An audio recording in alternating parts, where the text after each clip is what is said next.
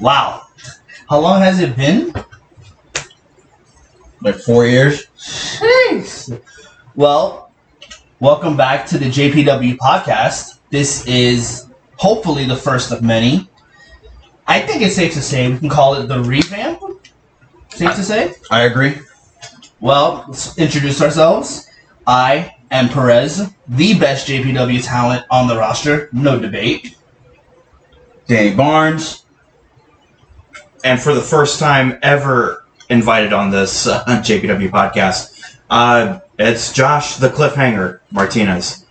All right, so with that being said, I want to lay some ground rules for this episode. We're going to have fun, first and foremost. 2, we're going to try to be honest. Whether we ruffle some feathers, upset some people, it's fine. But the point of this podcast is to be honest with each other and with the audience. Cool? Cool with me. I'm game for that. But with that, we have to be respectful. I know that's sometimes a hard game to play. And sometimes even being respectful is not being respectful. So we have to try to tread a line here. Understand what we're saying. Think before we talk. But still try to be honest here. All right? Let's get it going. All right. So what's the first topic you guys want to talk about? What do we have here? We have a couple of things that I personally would love to talk about. And with that being said, the topics that I want to be talking about is JPW. Obviously, we're here. Marvel, music, and wrestling as a whole. So, Cliffhanger, something you want to talk about first? I think we should square away some wrestling. I think that is why people listen and why people want to listen to us is because we are wrestling first and we're secondaries after. All right. And I really think that JPW, since its resurgence, I would say it's a very interesting time of our lives. We can pull back the curtain and we can kind of dive into what we're about and what was our favorite stuff, what was our least favorite, and go from there. I'll start off with, I think my favorite moment out of the year is actually coming back to this. It's a standout because how many times have we said like, oh my gosh, we're going to do this and we haven't done it, and we always go back to the drawing board. And I remember Dan a few times over was like, yeah, I don't know if I'm going to walk away from this. I don't know if I'm going to walk away from this. And something just keeps pulling him back. And that's something I have to admit as also part of my favorite. Just the tenacity that I think that, Danny Barnes has shown towards not just JPW, but wrestling. It's given us a platform. So that's my favorite part of the whole thing so far. What do you got? What do you think? I think for me, I feel 2 ways about JPW now and just this overall year in general. But to answer your question, I think I'm very happy with what we have put out this year. We have been, at least, I would think it's safe to say we have been consistent. We put a show on almost every month, whether it was for the camera or not. I think it has been productive in sense of finding ourselves, finding our characters, our direction, and what we want to achieve personally and collectively.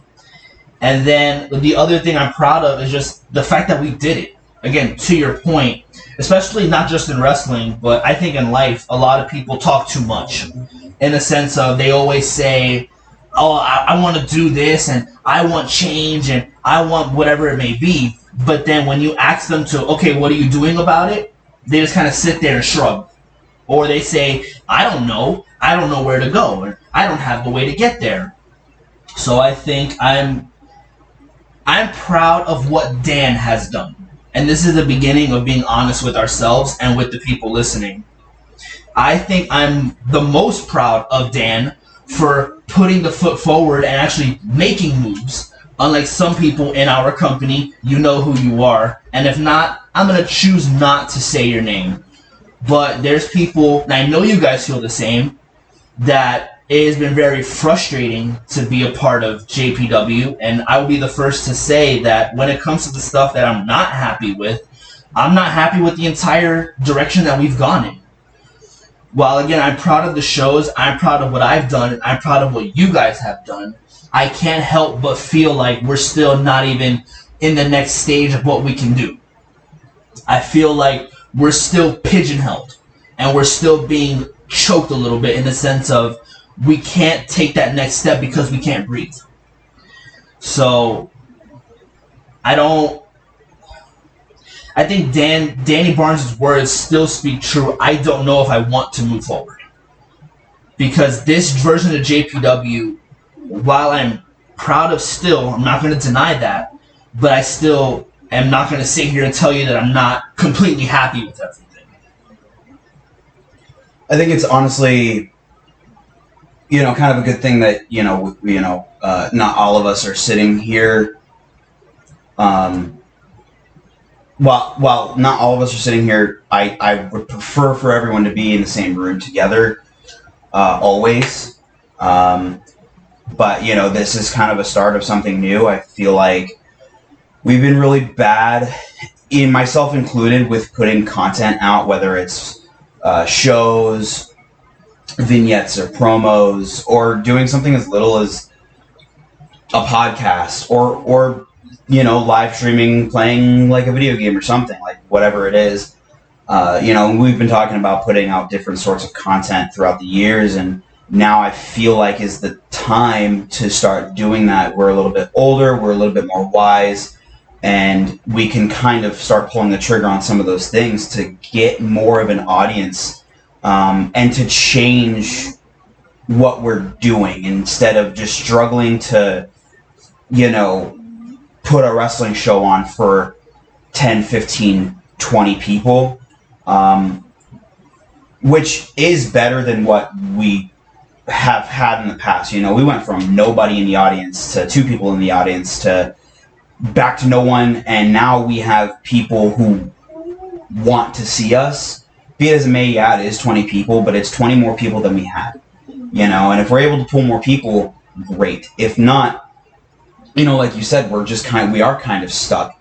And I really feel like the change in JPW is happening now because we finally got our own ring.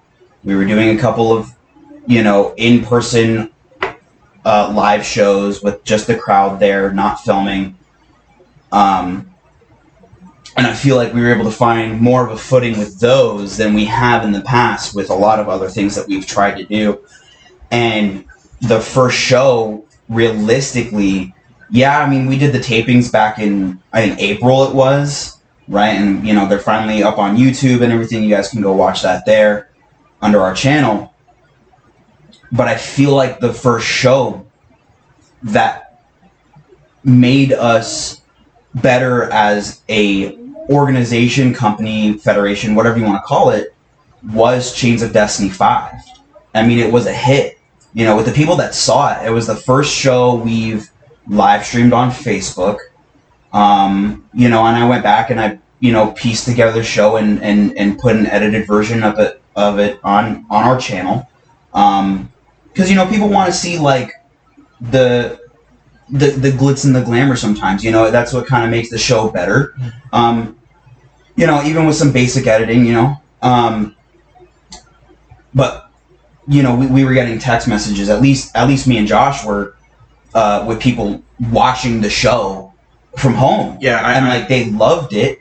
And even after the fact, like, people have come up to me and asked me, hey, when's the next one going to be? Because they want to come out, they want to see us, they want to see us grow, and they do support what we're doing. And I feel like we're trying to take JPW in a way that it's never gone before. And I really do feel like us being able and lucky enough to have our own ring was kind of the start of that. Like, yeah, it was a rocky start when we got it because we didn't know, like, what was going to happen after the fact. But now we have the opportunity to do more stuff. And unfortunately, we do live in Florida where the weather is horrible, and especially in the summer, you never know when it's going to rain. And if it's not raining, it's just too damn hot. You can't work in those conditions, and I'm not going to put myself or anybody else through that because I wouldn't want anyone to put me through that. Well, that, and I feel like to that point, like with the Florida weather, I mean, it's dangerous. Like, it is super dangerous. Like, I remember when I was in high school, and you strap on the football pads. I used to play high school football for a brief moment, and it wasn't the glorious of days because I was on the team for maybe a month or two after summer training. But summer training was intense. I mean, you think when you layer up, you are trying to bundle up for the weather, and what ended up happening was it got really hot really quick. So I mean, to Dan's point, like it's dangerous. And I'll also add one more to that. When I used to play baseball in the summertime, because that's the only time they ran the season, because we were all out of school. It was a little league. But to your point, I remember putting on those tights. And good thing the jerseys, we didn't have official Major League Baseball jerseys, thank God.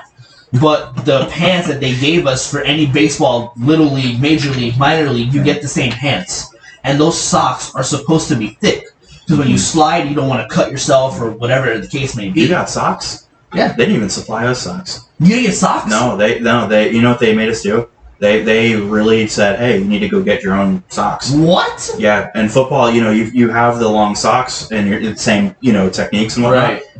No, they didn't even give us socks, man. I know for us, we got the hat, of course, the hat, the team jersey, the tights, the socks. We didn't get cleats. We had to buy our own cleats. We had to buy cleats. So that's cool. Yeah, you guys didn't get socks. Didn't get socks. No, we didn't get socks. And I think at a point, when I left is when they started getting more equipment. And they're like, okay, cool. And I looked at it and I was like, but I had to pay for my socks. Wow, you had to pay for your own socks. See, I don't have any experience in organized sports, especially in school. The only thing I ever did growing up was play football at the local neighborhood park with my friends.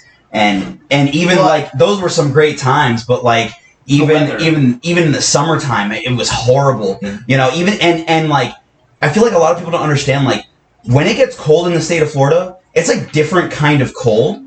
And playing football, even in the cold, you get winded so fast, especially if you're not in that condition. Right. Like in the working, in the condition your body needs to be in to play those kind of sports. It's rough. Especially it's hours really at a time. rough, yeah. Because you used to play for how long in the park? We used to play, I want to say, 2 hours at most a lot of the time. And like, because we would be there more than 2 hours a lot of the time, but we'd play football for like an hour and a half, 2 hours, then we'd switch up to basketball, or we'd go and play manhunt around the neighborhood park, and just being out there in the sun was just brutal. And how long did you play? So so as a fan of the sport, I usually played like to Dan's point, and just keep in mind, listeners, Dan and I are related. Josh Martinez is related to Danny Barnes by blood. So when we had these park experiences, and it was I want to say I go on a limb and say, like, I think we'd leave the house around like 12 o'clock in the afternoon when it was like stupid hot, high heat, high noon. Yeah, high noon, and we probably wouldn't come home until like maybe 3, 4, maybe 5 o'clock in the afternoon, and that's after playing those games. I never played Manhunt with you. I think you had your separate group of friends at the time. But yeah, to Dan's point, we were cycling off from football and basketball, and I think by the time we got to basketball, we were just like bushed. Because I mean, my older brother, who's not a part of this company and a part of this podcast, the first time I ever started playing football is when I was with his friends, and everybody saw me as like this big Jewish kid, and it was a bunch of Jewish friends that we have. Case in point, I am Jewish. I acknowledge that. And they didn't expect a Jewish kid who was like 200 pounds almost, who looked like a linebacker. They didn't expect to get tackled. And I remember flipping people over. I called it my flip trick when we played football. I was like, I want to hit the flip trick. I think every time I played, it was tiring because of that Florida sun. But every time I hit that flip trick, man, that was like hitting a signature in wrestling. So if we're going to talk about, though, hitting like signatures in football, right? And again, I had no experience playing in high school or anything like that, but I do remember one time, and it was probably one of those moments where I knew that like wrestling was kind of it for me, right? Because like I only ever played football for fun, but there was one time where an old friend of mine, and you weren't there for this, but it was it was me and my other friends, and we were playing tackle because we were boys growing up and we wanted to fucking hit each other, and one of my old buddies, he was a big boy, right? Like 5'6", but he wasn't stacked, but he was really broad, and he moved like a truck. And when he hit hard. And there was one time where he had the ball, I was on defense, and he tried to truck me, and it was completely by accident. It was hilarious, but I ended up giving him a Hurricane Rana and got him down. What? Yeah, it was out of nowhere. This legitimately happened, but like it caught everybody by surprise. It's catching me off by surprise. It probably wasn't like a proper Hurricane Rana like you see on TV. But like I literally tilted, or like I did a tilt-a-whirl around because he lowered his shoulder to try to wreck me, and like I just swung around him and ended up getting him down, and he was like, "That was awesome," and everybody was like, "You can tell Dan wrestles, like that's just hilarious." It's like that SpongeBob thing. It's like at that moment, he loves wrestling. Right. I take that, and I really like, I do look at it as one of those moments that like it really helped me kind of discover who I was and who I wanted to be in the world, which is a wrestler. And I think we all have those kinds of moments, and I had more than just the one, obviously, but that one sticks out to me like a sore thumb. Every time I ever think about playing football growing up with my friends, that's the one moment I think about. I feel like I was there now. I feel like, wow, that was awesome. But that was before you and I started hanging out. Yeah. Right. So like that was. I think maybe that was 8th grade, 9th grade, something like that. So just before we started hanging out. What year? That's got to be like 2010, not 10. No, not 10. Early. It had to have been either from 08 to 09 or 09 to 10. So it was more than likely middle school, because that group of friends, unfortunately, I don't really talk to them as much anymore. Is it unfortunate? I don't see it as unfortunate. Sometimes I miss the hangout sessions. Fair enough. Sometimes I miss the hangout sessions, but I do appreciate and love the group of friends that I have now. With that being said, let's wrap up JPW, because I honestly don't want to talk about JPW. It'll upset me to beyond degree. Because this year has been good for all of us. Not only where do you see the company moving forward, but how do you feel about what was put on? Whoever wants to go first, feel free to within what we're doing? Yeah, in a sense of like the shows, the build up, the horrible tapings that they were, capping off at Chains of Destiny, and then going forward. So I think coming back from, hopefully very shortly, from the hiatus that we have been on because we do live in Florida and the weather is garbage, I think Chains was the start of something special. I think we still have a long way to go because it's just not going to happen overnight. It never does for anybody. Especially when you're not born into the business like we weren't. It takes a lot of work, especially with the way that we're trying to do it with our own way, which is extremely unorthodox and very frowned upon. Not as much as it used to be anymore, but it is still looked down upon. But yeah, I think Chains of Destiny 5 was really the start of something special, and we can actually, maybe within a couple months' time, we can really start getting the ball rolling, There's a lot of things that I want us to do and that we have the capability of doing. It's just, how do we get from point A to point B? And do you think that's going to be within JPW, or do you honestly see yourself having to branch off? I think it's a very strong possibility that there is a chance that we end up branching off. Like, if this doesn't work, and we have, had conversations outside of work that, like, this is a very possible thing that this could fail. Mm-hmm. Obviously, none of us want it to fail, because why are we still here if not to succeed? Right. But yeah, there is always that chance. There is always that chance that, like, there's one of two options. One, we go to a wrestling school, right? I went to a school for a few months. I have a little bit of training under my belt. Unlike the rest of everybody, that's just a fact. It's either we all go to a school, which in today's society, no one can financially afford, or, a couple of us, or we all individually go to local shows and start putting our foot in the door, because what's the worst they could say is no. And if there is anybody watching that has connections, or that is a promoter, a booker, a trainer, feel free to message us. I'm pretty sure in the description of this video, we're gonna have all our links to all our social medias. Yep. And there's a company email, right? Yeah, it is contactjourneypw@gmail.com. So it'll be in the description. Please, we beg of you to send us something. I don't care what it is.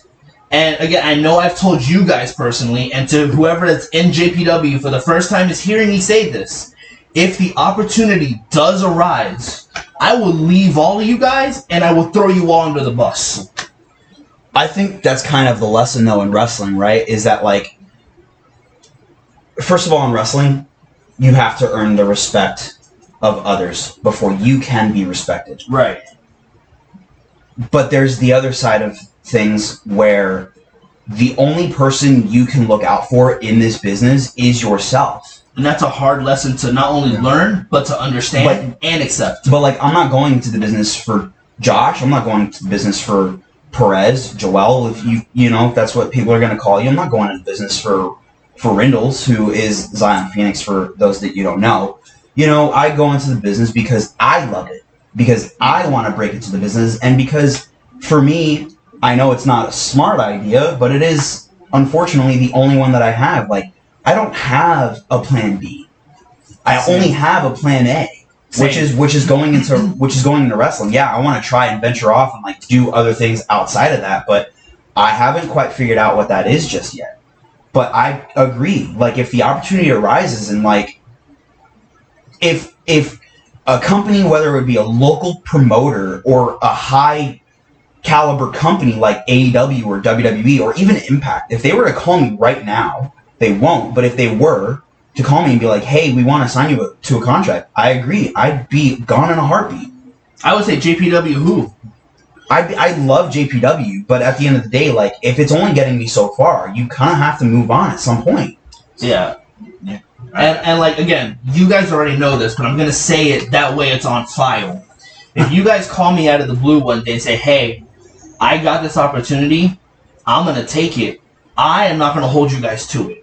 No, and because I'm no one to say, no, don't go. You can't leave me. Right, and there was actually, to your point, like, there was actually a customer. I work in retail, and there's a customer that I had who came in. He's like, I know people, and I don't want to name drop anybody because my days are very long when I work, so I don't remember the name exactly.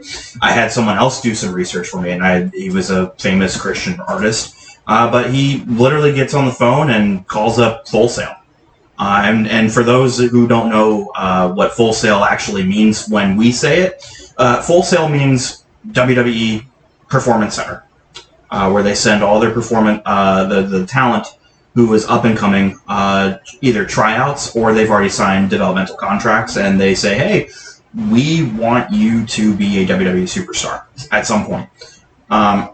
Maybe that definition has changed now because Triple H is now running the show.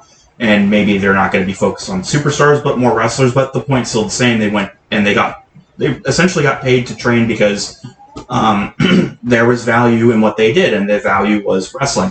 So I was standing right in front of this guy, and he's making this phone call, and He's really just blowing smoke up my ass kind of thing, and I'm not the type of guy that you want to blow smoke up anybody's ass to, because I'll tell you straight up how it is and what my thoughts and feelings are. And I mean, obviously, I'm encouraged to listen to rebuttal, but at the same time, it's one of those things. Like, I knew in my heart of hearts when he had said that and blew smoke up my ass. Ideally, saying it out loud was really cool. Like, in the moment, I was shaking, I was nervous, and the thought did run through my head. Is like, oh shit, what do I do? Do I honestly leave JPW for WWE? And of course, without a snowball's chance in hell, without even thinking about it, I was like, make the call. Make the call, and if they call me, I will definitely make the call back. Yeah, because I can't deny that. That's an opportunity. That's the logical thing to do. Yeah. Right. How can any of us, not just in wrestling, how can anybody stand there and not say, oh, I'm going to take an opportunity if given to me? Right. You got to be really stupid.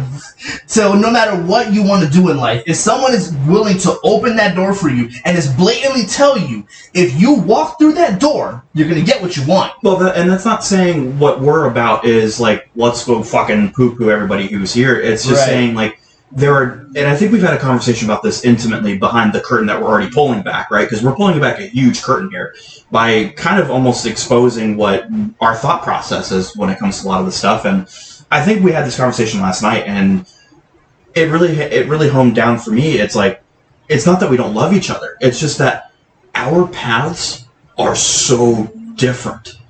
We all came to the dance the same in different lights, but this life is still a life, and there's a future that is unwritten, and we have every opportunity to write that as a group or as individuals.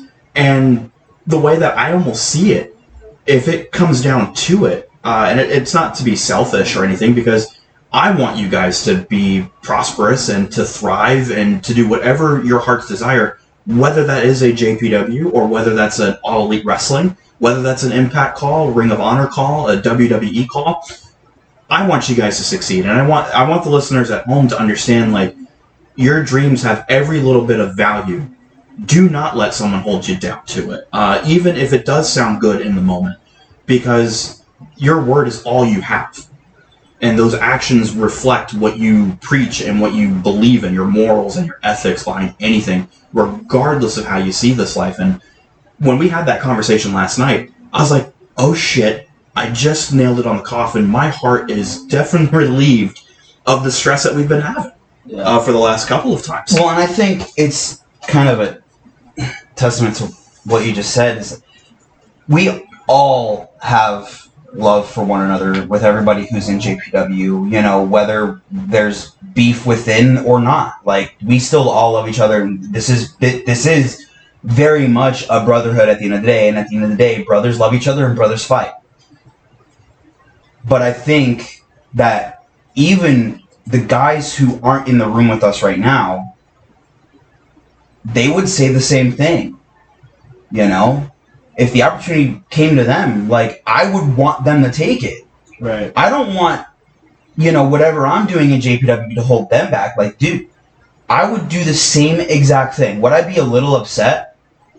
Yeah, of course. I'm a human being at the end of the day, but also, in the same light, I would be happy and proud and would 100% support the decision, whether it be my own or somebody else's. Because at the end of the day, that's what we're all trying to do. So I guess the better question that to kind of piggyback from your question, because I can answer this full-fledged. The reason why I love wrestling, just wrestling, is when I was a kid, besides DC Comics and the world of Metropolis and Gotham City, where we can escape, when we can personally escape to these different worlds, wrestling was a world that was on every single week. And for me, that was an escape. That was a way of actually, and to be completely fair, we hurt each other so damn bad, but that was a way of bonding. That was a way of, like, getting all of that out. And the more we did it, the more, not only did I appreciate it, but I loved it even more. And knowing that, for me, I love entertainment. And I think it goes off the record too, and if people do know me personally, That's great. But a little thing that you guys probably don't know for first-time listeners, on my hobby, and I've been told this by my older brother, I've been told this by a lot of people, including Danny and Perez sitting here, I do a lot of voice impressions. Make it work. And it's like, I love doing voices. I love that. It's a platform for me to do what, guys like John Cena and Dwayne Johnson and Dave Bautista, they really have paved a way. And I love entertainment. I love getting physical, don't get me wrong, but to kind of rival the point of plan A, plan B, plan C, I kind of already have this idea that realistically, like, if I stay the path that I'm on, I want to be an entertainer. Do I put my body on the line for entertainment? Absolutely. Like, I get so much of an adrenaline rush when I get out there. I put on my stuff, and don't get me wrong, like, if you really want to tap into my mindset of how I get ready, and you can ask the guys if you ever, have the chance of meeting them, which they're lovely people. And they're some of the best that I know. I mean, we got Perez going shaky hand. I'm not going to be your friend. Don't ask. But I'm not going to take a picture. Don't ask. But I'm not going to sign anything. Don't ask. This is where the. But he's not going to be a dick about it. Right. So don't ask. And I think it really just goes to show, like, me personally, I love entertainment, and I think it's an outlet for me to express who I am at the end of the day. And it is a mask that I feel like it's a true statement. Whatever mask you wear, that's who you are. Or in your case, a cowl. Yeah, Batman nerd. Yeah. In this case, a cowl. Which we'll dive into, I'm sure. And also, to both of your points, if you love someone, you're going to want them to be free. It's an age-old saying. I understand it, but a lot of people don't. What friend would I be if I didn't want you to succeed? Right. Like, again, if the guys call me and say, hey, I got this opportunity, but they don't want you. Well, I'm going to say, well, that kind of sucks. Well, I'm going to be jealous, bitter, angry, but I'm going to say, you know what? Go.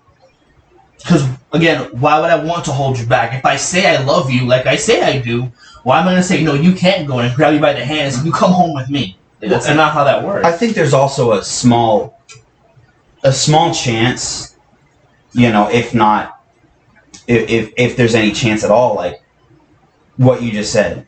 I got this call, they don't want you. But there's always that chance that, like, maybe somewhere down the line they would want you. Yeah. Because of me. Yeah. And that, like, yeah, it would be a smaller chance, because if they wanted you right then and there, they would have said, hey, like, we want both of you. Yeah.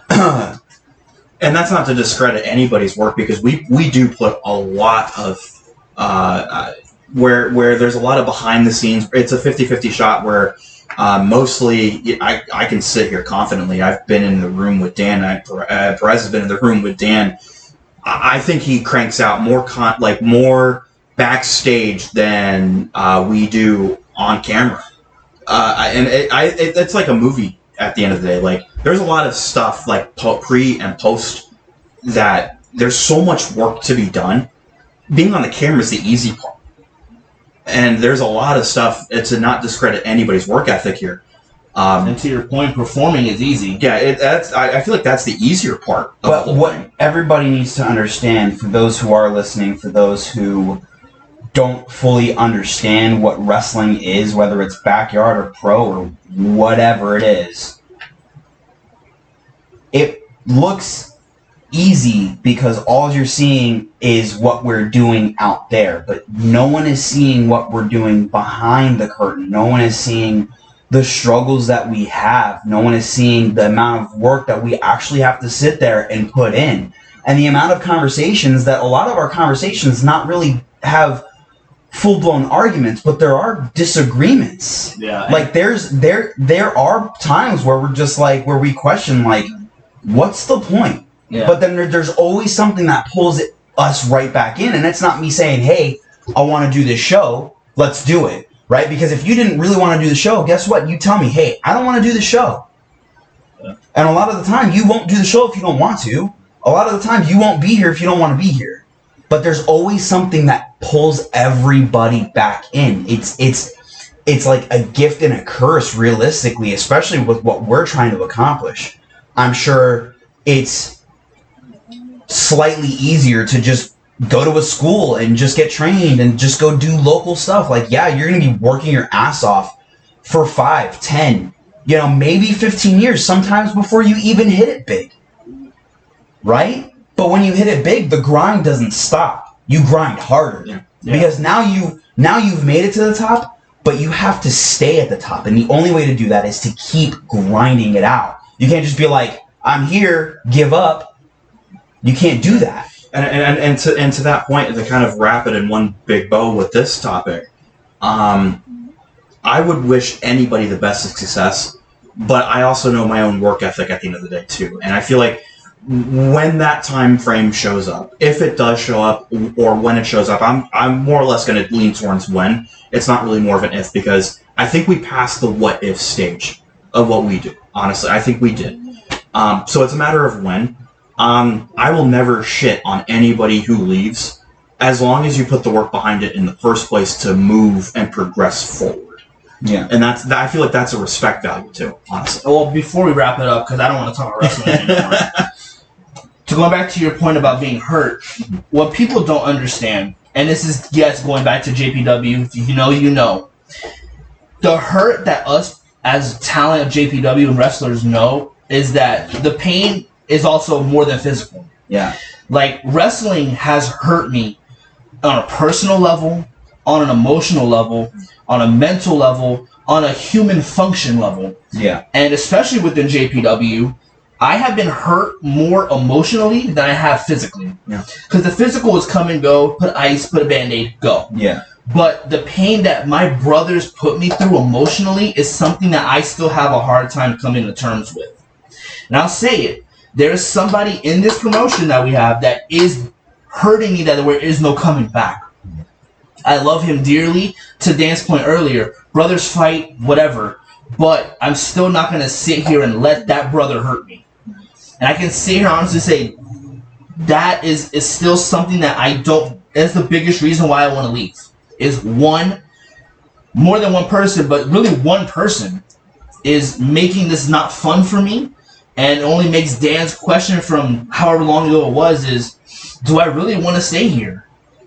So when this episode does get uploaded, and if they have a problem, we can talk it out. But nothing's going to change. There's only really 3 people in this room that I can confidently say, 4 that wish he was here. Rin, I love you. Shout out to you, bro. That I personally think is going to help the company move forward. So when this episode goes up, and I hope that it does ruffle feathers and there's a culture shock, that management changes. It needs to change. So that's what I want to wrap this up in a bow and to finally get off the topic of wrestling, because I hate wrestling. I was gonna say you're about to get passionately heated, and that we haven't even talked about like WWE, like no, we haven't talked about wrestling on mainstream or YouTube. I hate wrestling. Well, I think at this I point, hate wrestling. At this point, we're like at this point, we save WWE and other things for a different episode. But like you mentioned something earlier, Josh, that like I kind of like want to like really start getting into, because it does kind of translate into what we do, and it'll kind of spiral off into different topics because it's us. You had mentioned that like wrestling's an escape, right? And that like Batman, helped you with that as well, and like all those other things, and like you were able to escape within those worlds. And I feel like all of us, even the ones who aren't here, also can kind of say the same thing, whether it's, it's probably not DC, or, it could be video games or Marvel or movies just in general, like whatever it is, like it's an escape, right? We're able to escape in a world of, even if it's just for a second, from our real lives, right? Because everything that's going outside sucks, especially in today's world. Everything just sucks, right? So you want to find that escape. So I think like for us, like, movies and TV and music and video games help us escape because realistically, we go out there, we wrestle, and we put on shows, and we do all that kind of stuff. But again, like, no one sees the struggles that we go through behind the curtain with all that stuff. But it does feel good to like be able to go out there in front of 20 people or whatever, and even if it's just for a second, they also see us and they're able to escape from their real lives, which is honestly, it's amazing, and I'm very proud of that. Even though we're nothing essentially, right? Because that's what that's what we are. We're nobodies, but we are somebodies to the people who know who we are. Yeah. And like, again, to get off this stupid topic, I want to ask you guys, because I think you guys know how I feel, but now that we're older, somewhat wiser, and somewhat have a high IQ above room temperature, how do you guys, when you guys either sit down to watch wrestling or someone talks to you, how does that make you guys feel? Because for me, when someone asks me, how does this make you feel? Wrestling, honestly, makes me more bitter than it does happy. Because what I want people, and yes, fans included, what I want you guys to understand is you guys are the most annoying, toxic, stupid, don't know nothing about nothing people that really make this not fun. And I hear you laughing. It's the truth. Yeah, no, and I laugh because there's a part of me that really is true. Especially the ungrateful part. Yeah, but I feel like that has a lot to deal with what's going out there in wrestling now. Like, there was a point in time where I really loved watching day after day, week after week, year after year, so on and so forth. Like, I think it's safe to say that we've had pay-per-view parties to a point where we were pre-gaming, and I can say Dan and Perez really, really hunkered it down with at the time, the SmackDown versus Raw video games. And as long as the superstars were on television, they pretty much said, let's do this. You be this character, you be this character. Whoever wins, that is our prediction. You made predictions. You know what's so funny about that too, though? Sometimes that came true, which was kind of freaky, but I digress. Right. But unfortunately, I still love wrestling. At the end of the day, it's what I want to do. It's kind of my life goal. Mm-hmm. But it is a very opinionated thing, especially nowadays. It's you sometimes you can't even talk to someone about wrestling. I can sit here all day for 8 hours and talk about wrestling and hear your opinion about wrestling and be like, okay, I understand where you're coming from. Like, I get it. Like, I understand why you think the way that you think about wrestling, because it is a very opinionated thing, and not everyone has the same idea when it comes to it. But, oh my God, there are some of the most toxic people out there, especially the people who only watch WWE or only watch AEW. Like, it's like the best thing in the world, and it's wrestling. Or they think they know it all. It's wrestling. You can't sit there and be like, I'm a wrestling fan, but then you only watch one thing. If you're a wrestling fan, you watch everything. It doesn't matter what outlet you're watching it through. You could be watching compilations on YouTube. You could be watching highlights on YouTube. You could be watching things every single week between AEW, Impact, Ring of Honor, WWE. Like every single week, Monday, Tuesday, Wednesday, Thursday, Friday, Saturday, Sunday, everything. It doesn't matter what outlet you have, but like, you can't sit there and be like, I'm a wrestling fan, but then you only watch one thing, and then you complain about everything else. Like, I'm sorry, that's not a valid opinion. And like, yeah, I get that that's my opinion, but I feel like there's a lot of people out in the world that agree with that opinion. And there's a lot of toxic fan bases in the world, and we're going to get into some of those here in a minute, because I really want to talk about the toxic fan base of the Marvel Cinematic Universe. Here we go. So, but we're going to get into that. We're going to get into we're going to get into that in just a second, but like, at the end of the day... So, and before you finish, answer my question on how you guys feel before you leave the stupid subject. So, as long as someone is willing to hear my opinion on wrestling and actually take it for what it is and understand where I'm coming from, right? Because I only know so much. I know that there are people out there who know way more than I do, especially the pros in the business. I get that. I understand that. But for what I do know, I like to think that my opinions do have logic when it comes to wrestling. But there are a lot of people out there, oh, well, it shouldn't be that way just because. That's not a reason. That's not an opinion. That's not a reason. Get over yourself. And we know a couple of those people, right? And they, you know, and they are very toxic. But to answer your question, as long as you're willing to hear me out and you're not just gonna shoot it down because I don't agree with it because I don't agree with it. Give me a reason as to why. Thank you. I can, but if you're gonna hear me out, I can sit here and enjoy the conversation. I can sit here and enjoy the debate. I can sit here and enjoy the disagreement because I know at some point there's gonna be a middle that's reached. And if you can't find the middle, that's how you know that person knows nothing about nothing. And I feel like ignorance is bliss when it comes to a lot of things in just the general, but I guess when it comes down to the wrestling, I mean, like I get approached about it, and there are times where I'm very, very excited. There are moments where I'm very, very depressed about set subject matter in the world of wrestling, especially in our world, because the circle of wrestling. JPW is depressing. Well, I mean, like, wrestling is depressing, but to a scale that is believable. It's like the actors in the entertainment world. Their circle is so small, yet we all follow them. Yeah. Wrestling is probably just as, if not smaller, than Hollywood. And for the wrestling fans, I think so. I mean, like, I believe it. So I mean, we get laughed at. Right. Well, it's not even that. I mean, you know, if you look at if we were to go to a Hollywood party with A-list celebrities or even B-list, and we tell them, oh yeah, I'm a professional wrestler, some might say, oh, that's cool. Or some might say, wow, is that what you do? How'd you get invited here? But I think it goes back to the pavement that Dwayne Johnson and John Cena have had, and Dave Bautista. I feel like because we've seen 3 successful wrestlers go from one platform to another, and there have been some hiccups down the road, let's be completely fair. Dwayne Johnson's movies are half good and half bad. John Cena's stuff goes without saying. It was Peacemaker that really like platformed him. And Suicide Squad, yeah.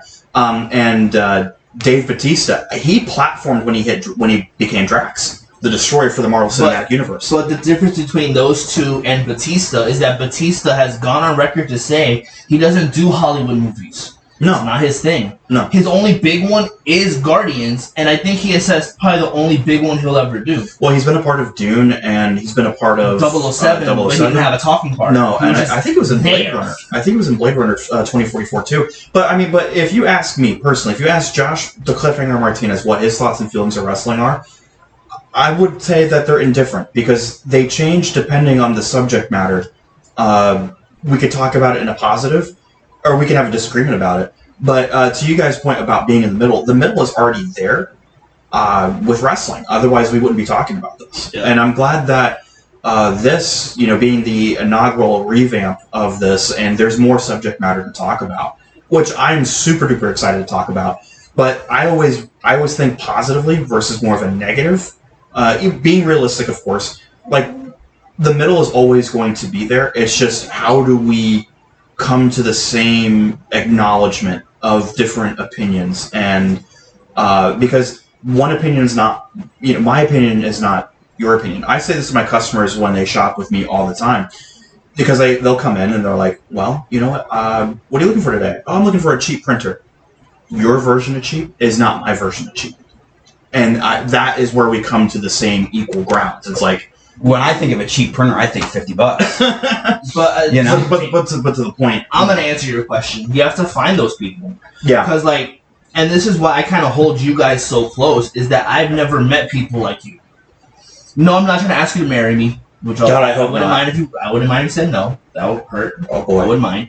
But I get the fact that it's 2022, but I personally don't roll that way. Fair. Neither do I. Neither do I. If we're gonna set the record straight. Neither do I. But the offer's there. But like to answer your question, like I think you have to find those people in life because I can tell you how many Dans I've met in my life. I think, and this is to not really be funny, I've only met like one or two other versions of him. And that's why I get along with those people. And like, I'll be honest, I kind of look for Dan in other people. Like, if I don't feel like I'm talking to Dan, I don't really want to talk to you. I'm one of a kind, baby. And that's a good point. But it's the truth though. Like, I feel like once I've met Dan and growing up with him, he's really helped me shift my IQ points around. Like he's taught me how to have a logical conversation with someone, and to everybody's surprise, we disagree on a lot of things, but we always find a middle. I think we're gonna find out. That's what makes our matches so great, though. That's why we're great. That's why we're a great tag team. And to that point, there's always going to be yin and yang. That's always going to be a given. But what's the whole thing about yin and yang? There's still one circle. Right. They look the same. There's still a middle. But there's a middle. Yeah. And I think, so again, to go back to your point, I have to find those people. If I have an hour-long conversation with you, and if by the 5-10 minute mark I don't feel anything, or if I hear you talking and I have to question your logic, I don't want to be your friend. Well, we've been sitting here for almost an hour already, so I think we're way past that threshold. Yeah, and I think exactly to the point. And the listeners at home, they get the best experience like this. If you want to get as far as like behind the scenes as it is, like from this perspective, this is probably the best outlet because not everything is happy-go-lucky with us. Not everything has been... Especially when we get into the next topic. Right, flowers and dandelions. You wait. So to wrap it up in a bow, wrestling, I hate it. I don't like talking about it. I don't know why I do it. But I'm going to watch SmackDown tomorrow night. And you still love it at the end of the day, though. Yeah, I still want to do it. Again, if anybody wants to reach out to me and call me and sign me, I'm going to sign that paperwork. Let's go right now. Let's go.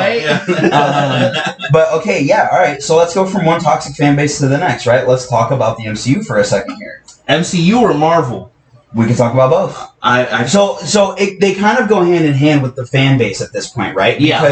Because all right. So let me ask you guys this, right? And it's not a secret, right? Like if you were at Chains, if you saw Chains, right? Like if you've seen me wrestle, you've seen my tattoos, like it is not a secret. And if you know me as a person, like you know, like that's my shtick. Like I love it, right? And like I dedicated my whole like entrance at Chains to the MCU as far as Doctor Strange went because nothing else was out yet. Doctor Strange 2, that is. How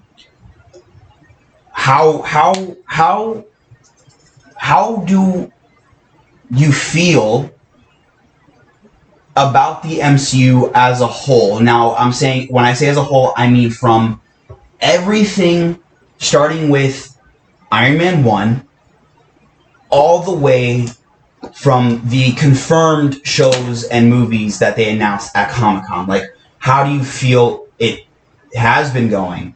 How do you feel it is going to go? Like, I mean, what are your thoughts? What are your opinions, right?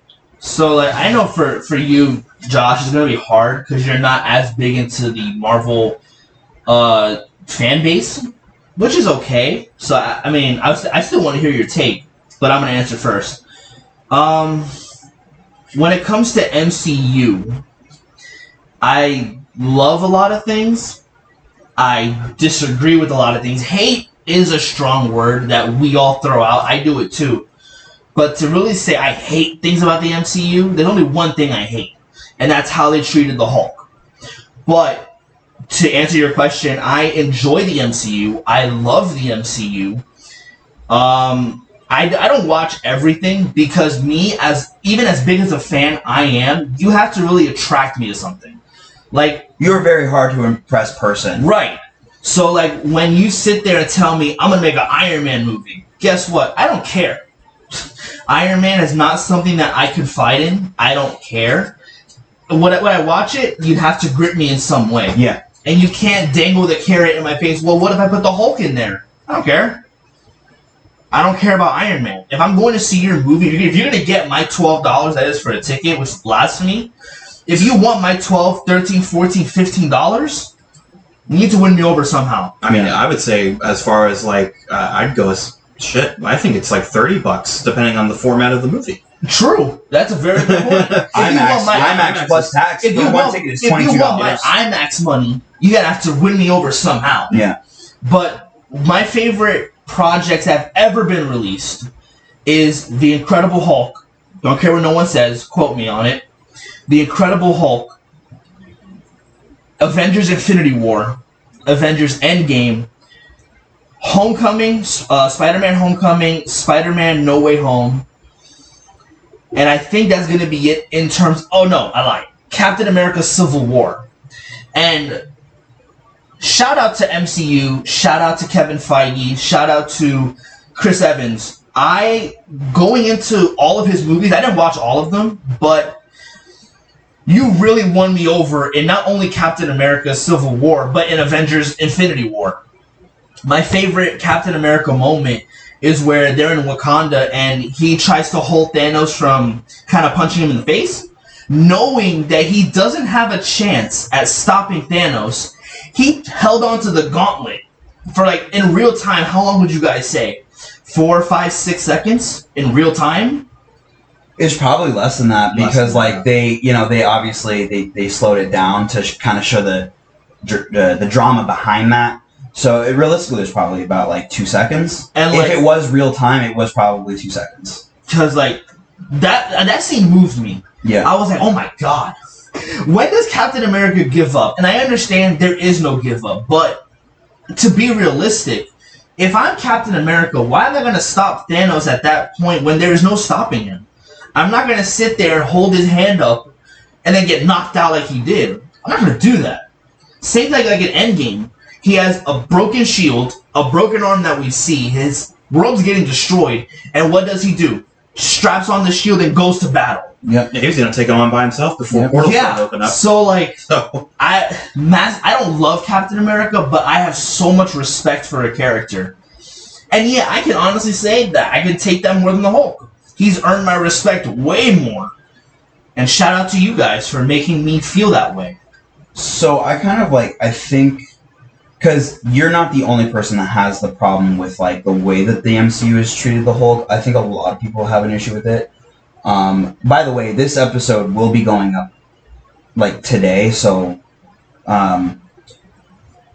we haven't seen She-Hulk yet. We'll probably have seen it after this episode goes up, but as of right now, we haven't seen it. I think the main problem is, and I feel like a lot of people forget about this, and unfortunately, it is very difficult to look at what we could have got versus what we have now because of the film rights between Universal and Disney. Like, Universal still has a hold over the character. And how long is that deal, Josh, you know? Have left? The rumor was around like 2025. Okay, so about 2.5 years from now? Don't quote me on that. I'm not terribly sure if you guys are doing your research and be like, I gotta see if that's true. So, but if Universal is only allowing team-up things for the Hulk, like, it is difficult to get the version of the Hulk that everybody wants, especially when the Infinity Saga was solely focusing on Tony Stark, Steve Rogers, and a little bit of Thor.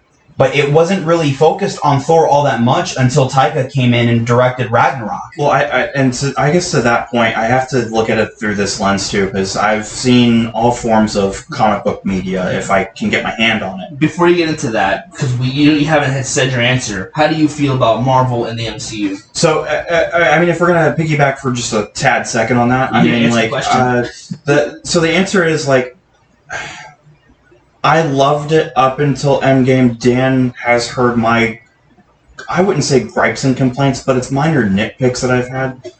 I'm not saying every project is going to be 100%. It's not. Because just like all things media, I think the MCU has become very subjective, and it's open for interpretation and opinion.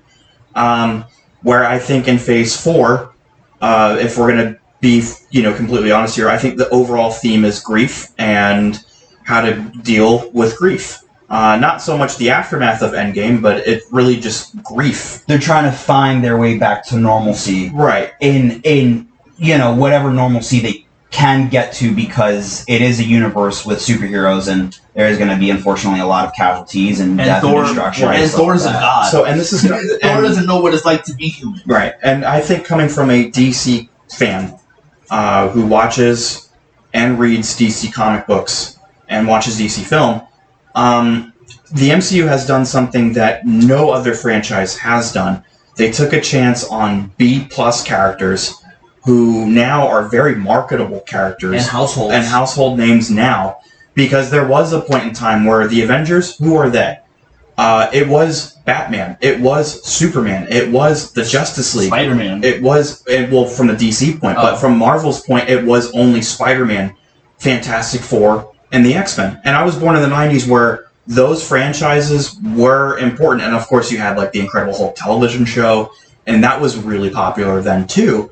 And that was probably about the only thing you got from the Hulk. And I mean, you get your movies, right, and then you get your movies, and then obviously you have the the mainstream X-Men movies. You have the Wolverine. Tobey, Spider-Man, and those Wolverine movies. And I think the way that Disney, not just Marvel Studios, because we have to understand like Disney really was like the one that saved them. And I remember watching the news. Disney's bought out Marvel back in 2009, and that was so shocking. And I think the way that they've actually taken care of characters, because Walt Disney Company has always been based on literature of some form of fashion. A movie that Walt Disney has cranked out is either based on a ride that they've done, or it's based on a thing of literature. Look at Mary Poppins, look at Winnie the Pooh. Yeah, I think a lot of people forget that. They don't really own anything out there. Well, so like a lot of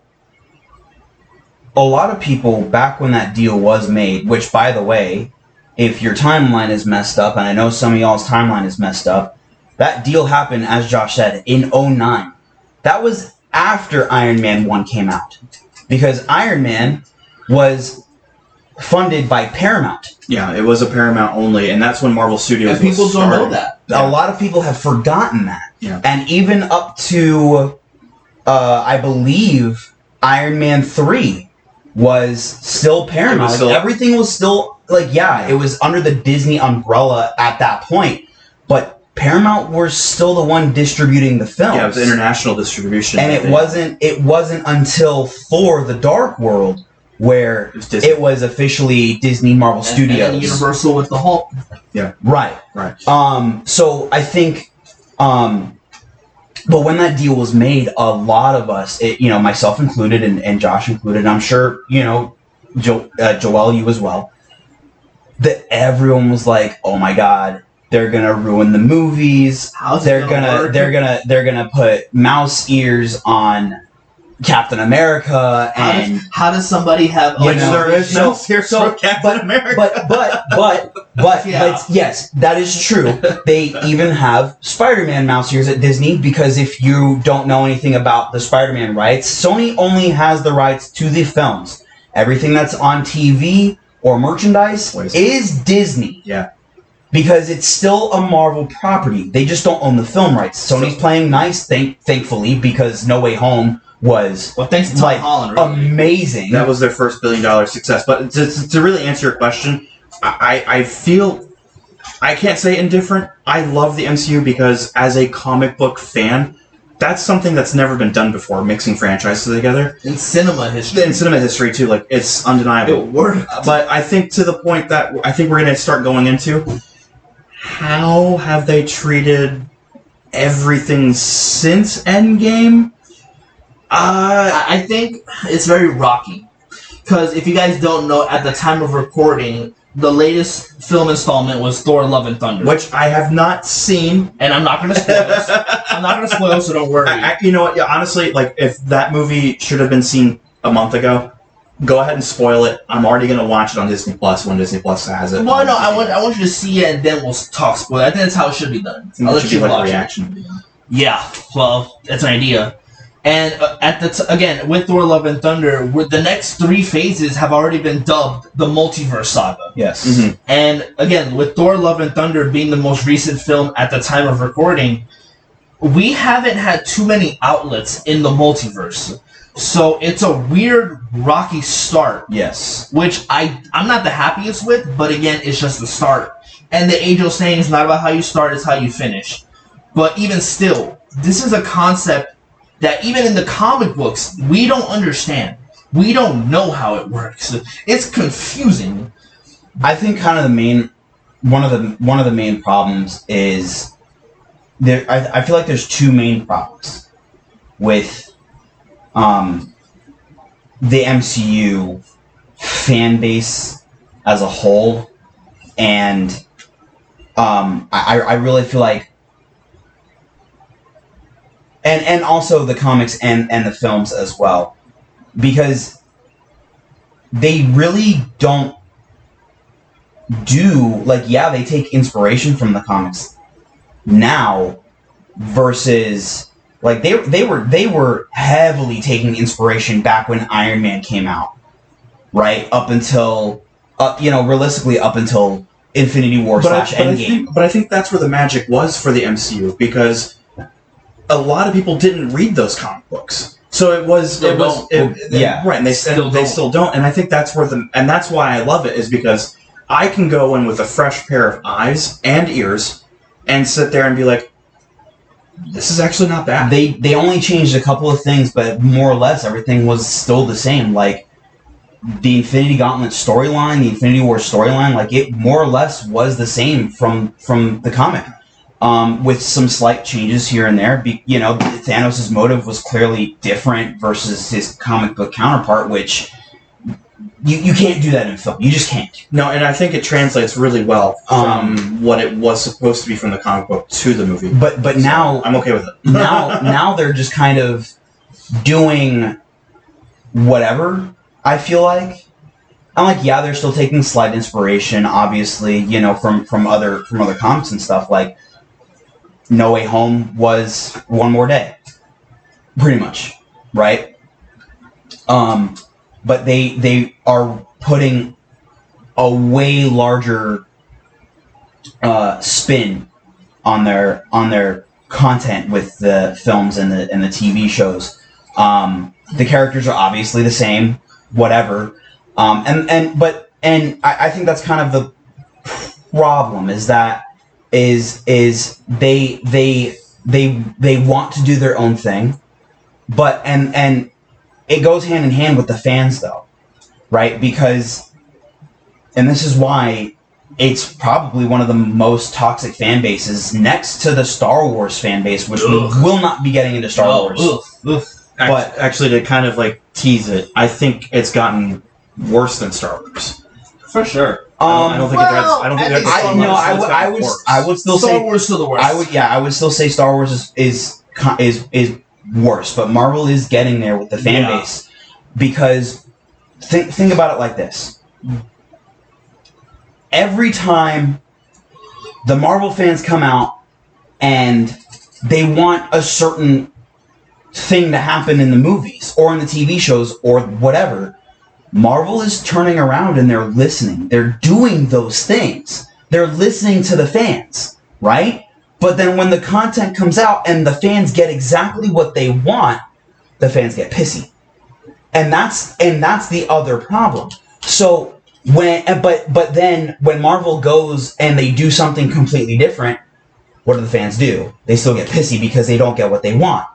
So either it's either different and they get mad, or they do exactly what the fans want them to do and they get mad. Well, it's not good enough, right? And that's the problem. So whatever problems that you have, like, screw off. Well, I don't know. And it goes back to finding a middle, which goes back to the Hulk. No matter what MCU does going forward, I have not seen She-Hulk yet. But let's just say I did, and I disagreed with what they did. It doesn't affect me any which way. I'm gonna love the Hulk as much as I did tomorrow, right? Versus I did yesterday, right? Like, as a Hulk fan, this is to Marvel. If you're listening, this is to you. you've disrespected me as a Hulk fan.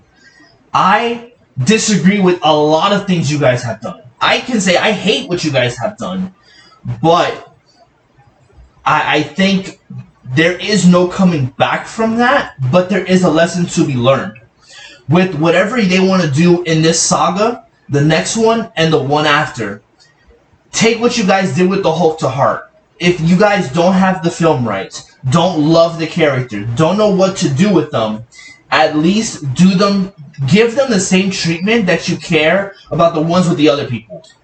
At least for me. And so like, that's my fear with the Fantastic Four, right? Because let's look at it like this. You may have loved The Incredible Hulk with Norton, and you might have a soft spot for the Banner one as well, the one that came out in, I think, 03? Yeah, 2003, right? Right, so, like, you might have a soft spot for that, and you might love The Incredible Hulk, right?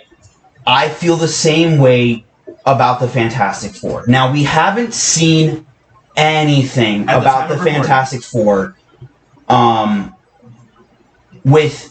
in the MCU other than John Krasinski as Reed Richards in the Multiverse of Madness, and he got wrecked in 2 minutes. Now, we'll get into that in just a second, because I do have an argument about that, but not against it, for it. The only thing that we've seen has been Krasinski as Reed. My fear is that, because the one with Eric Bana failed, and the one with Norton, the general consensus was that movie also failed. So that you had two failures with the Hulk on film, right? And like, I can't really look at Ferrigno's Hulk because it was made in 70s. 70s, 80s, whatever it was. So back then, yeah, obviously that was going to be campy. Like, it was going to be ridiculous because it was made back then, right? So it's a product of its time. So so actually to kind of do some, I guess, minor breaking news as I'm fact checking what I had said about 2025. There's a post from Illuminerdi. That's an article that I'm reading. I'm skimming through, but just to get the nit and grit, it looks like they signed a 15-year deal for the Incredible Hulk rights to revert back to Marvel, ending in 2023. Okay, so in less than a year. So is there, to your point, there could be a lesson. I also know that you can't please everybody. And I think that has to be addressed. Like, I don't think there's a way of pleasing everybody, because you get those commentaries where it's like, well, it's the woke agenda or X, Y, and Z. Oh my god. I mean, like, I personally, like, listen, and if you guys are fans of that, great.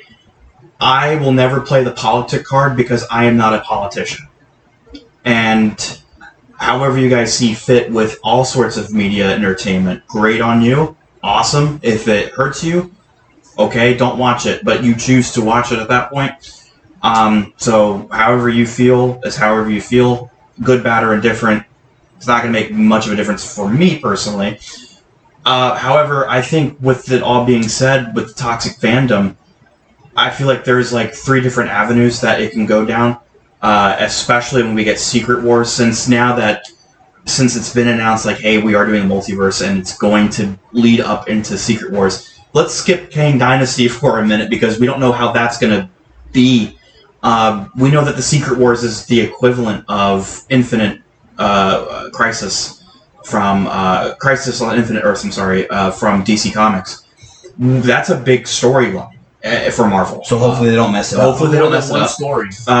Yeah, it's more than one story. It intertangles, and and again, the answer kind of repeats itself with the love that I have, because with Marvel doing what no other franchise has done, it's like watching a comic book. Like, you get the first issue of Captain America, then you get the Avengers, and then you get another issue of Captain America, but it all leads to something. And me as a fan, I can kind of take myself out of the equation and kind of just appreciate what's out there with minor nitpicks and gripes. But that's because you do lean more towards DC. I lean more towards DC, and that's not saying I don't have my own critiques about where DC's going. I have my critiques about where DC's going. But we'll get into that soon. Well, we'll get into that soon.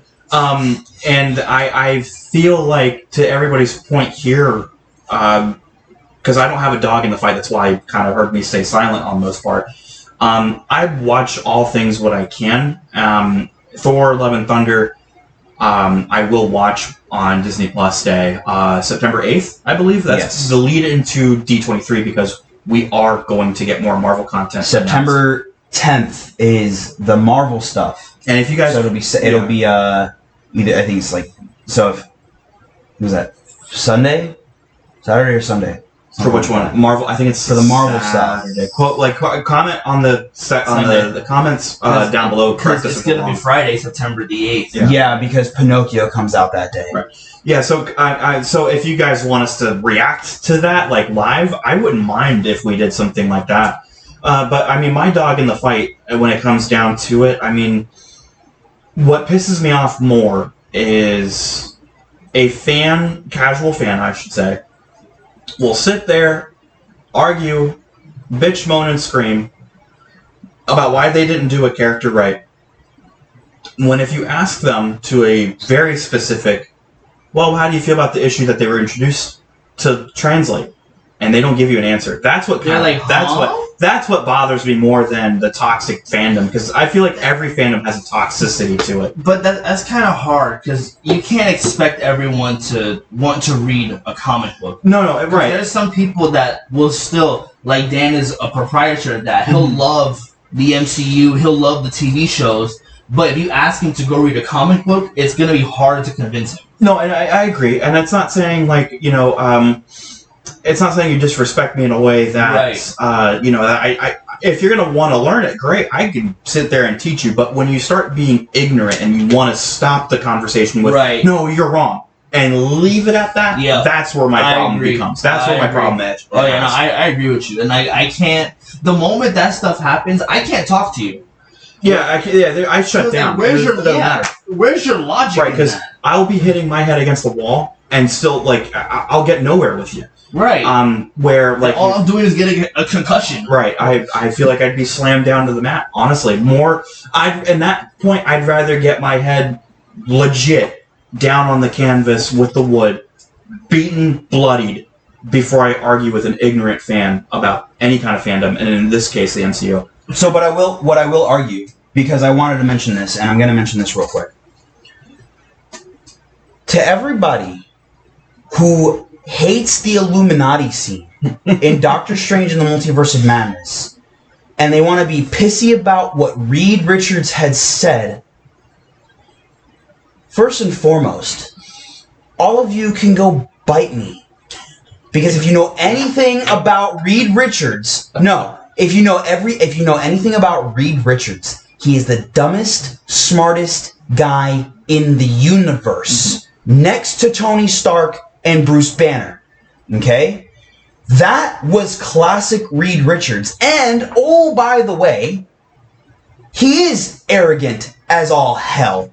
No. So Krasinski's portrayal was perfect. The writing for his character was perfect. Yes, he died. But you already knew we were getting a main timeline Fantastic Four movie, so it didn't matter what they did with him. And again, it's in the title. It's multiverse. And oh, by the way, let's look at it like this. I think that's the magic. Their universe's Wanda Maximoff wasn't nearly as powerful as the main timeline's Wanda Maximoff. So the information that they had on that Wanda Maximoff clearly was the wrong information, because had he had the right information, which he didn't, he probably wouldn't have done that. And there probably would have been more of a fight with the Illuminati and Wanda, rather than just Maria Rambeau and Captain Peggy Carter. So you guys can go and fuck off. That's gonna get demonetized. There goes that. But to your point, that's passionate fandom versus toxic fandom.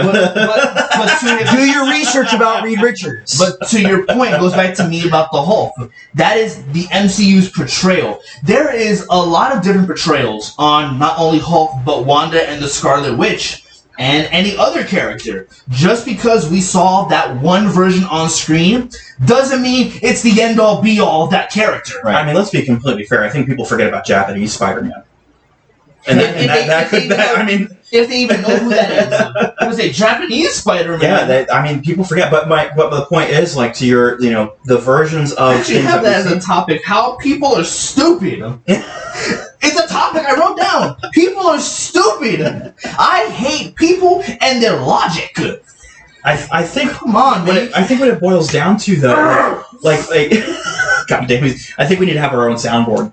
Like, we have our own Hulk smash kind of thing. No, I think, and honestly, as I kind of, like, listen to everything going on here, and this is unlike anything that we've done before. What? And there's Rocket.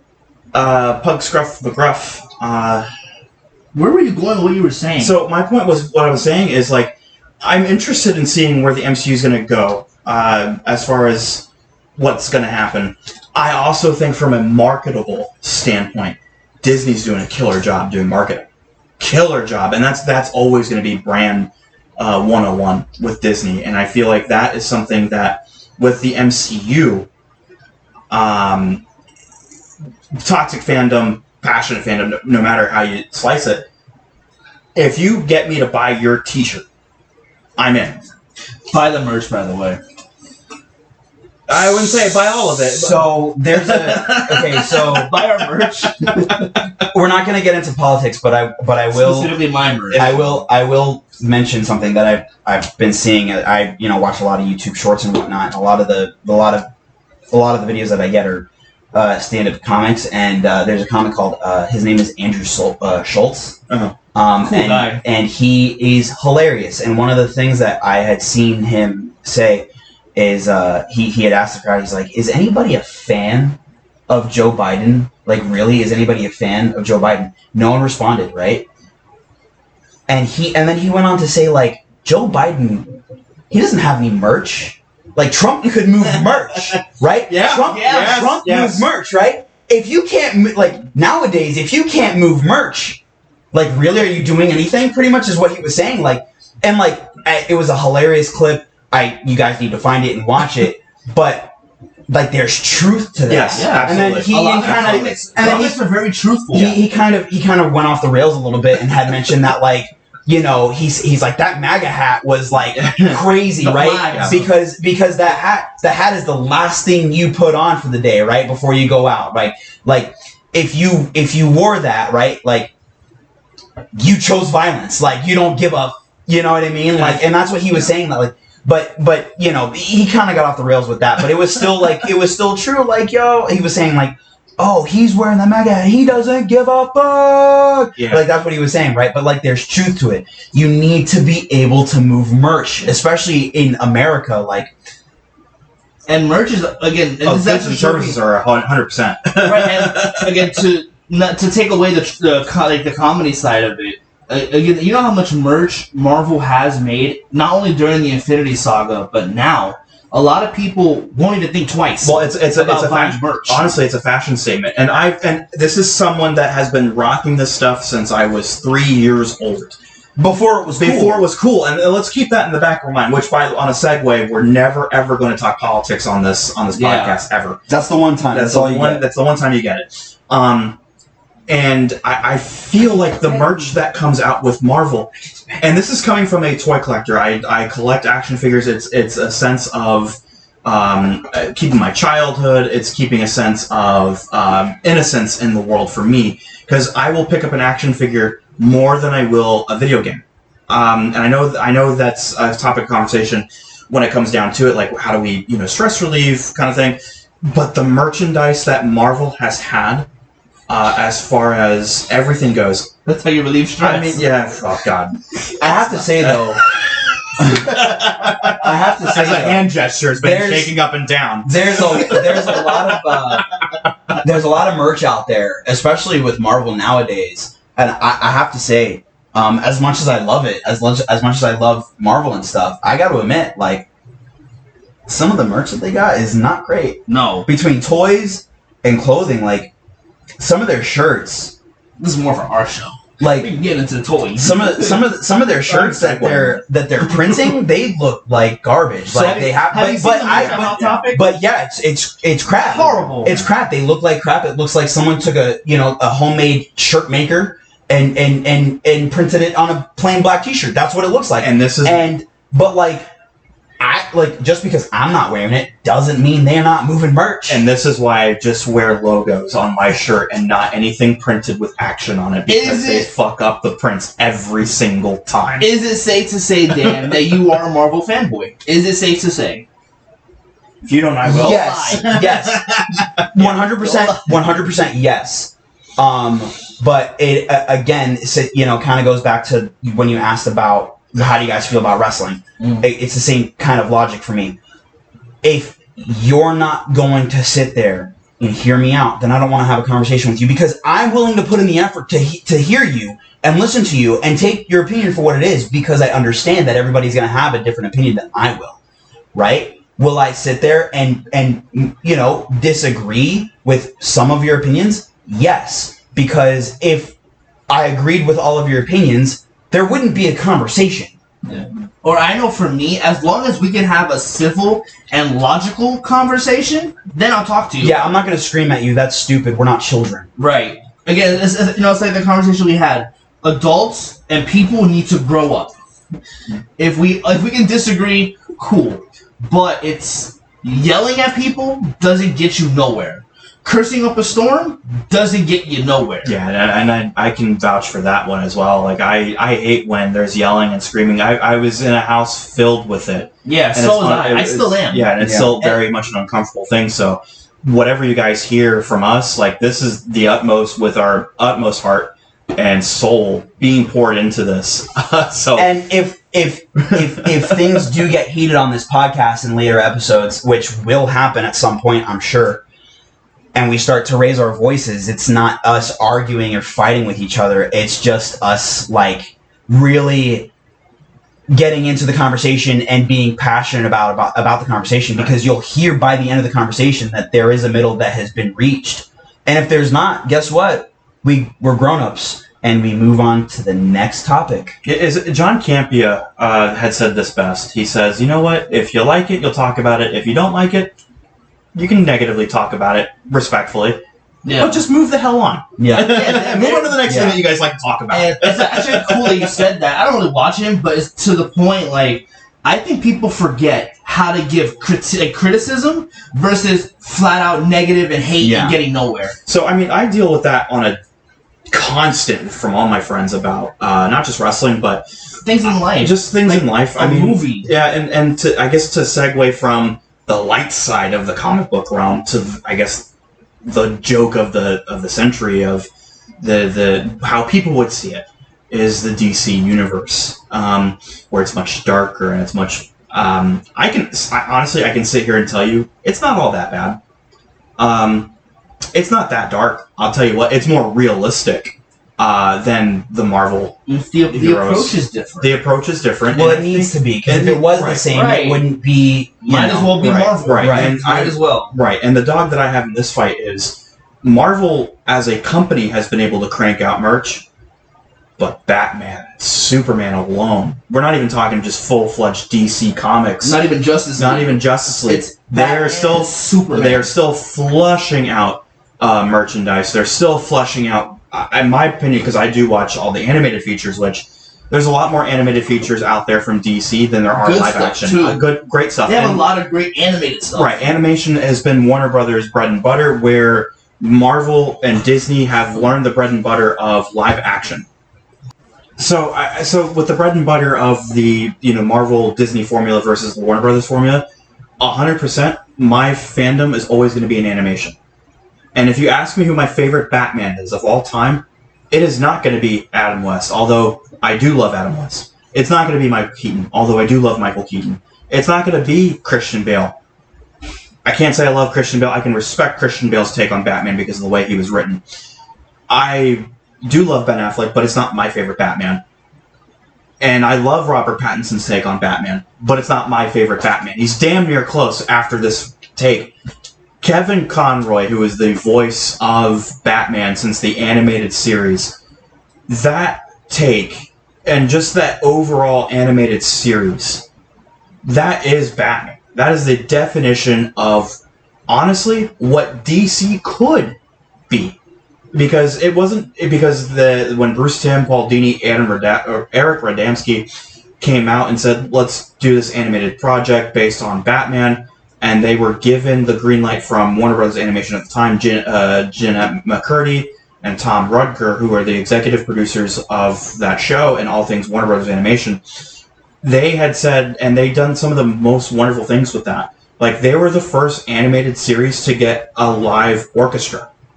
Everything else was like synth track or like audio tracks. It was not authentic.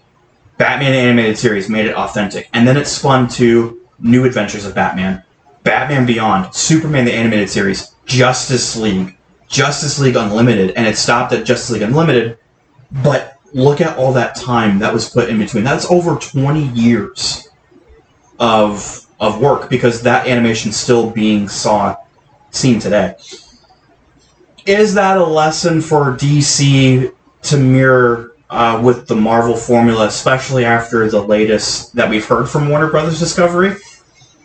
Yeah, Perez and I have had the conversation intimately about this off the record, but I share the viewpoint that if we're actually going to see this positively, then I think, without a shadow of a doubt, I think Warner Brothers is doing the right thing by doing these things to... I'm not saying the work is not unnoticed. That is a lot of people's hard work, and I feel like that should be shown, good, bad, or indifferent. However, if you verbalize the actual plan for DC movies, why the holy hell were we getting a Batgirl movie? This is coming from a Batman fan. Why were we getting a Batgirl movie before we got a Superman sequel? Because we can't say that Justice League, if we're basing it off the theatrical cut, was a Superman sequel. It was not. Batman vs. Superman, if you watch the theatrical cut, it was a Batman movie, Batman-centric, and that was not a Superman sequel. I would argue if you watch the Ultimate Edition, there was a Superman sequel. There was a Superman story. But none of that was Superman-oriented. A lot of people were begging for a Superman... People still are. Right, people still are. And when you hear the cuts at Warner Brothers right now, are they bad? Yeah, they're terrible.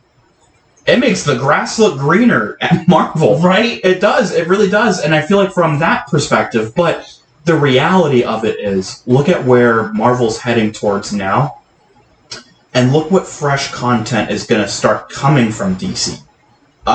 Regardless of the Ezra Miller situation. Mm-hmm. So, I mean, that's my thought and take on that. Just as a brief kind of thing. But, I mean, the Marvel Cinematic Universe, the DC Comics Universe, the Star Wars Universe, the G.I. Joe Universe, we can name a bunch of IPs. We can name horror, which I know that will go right up your ass in a positive.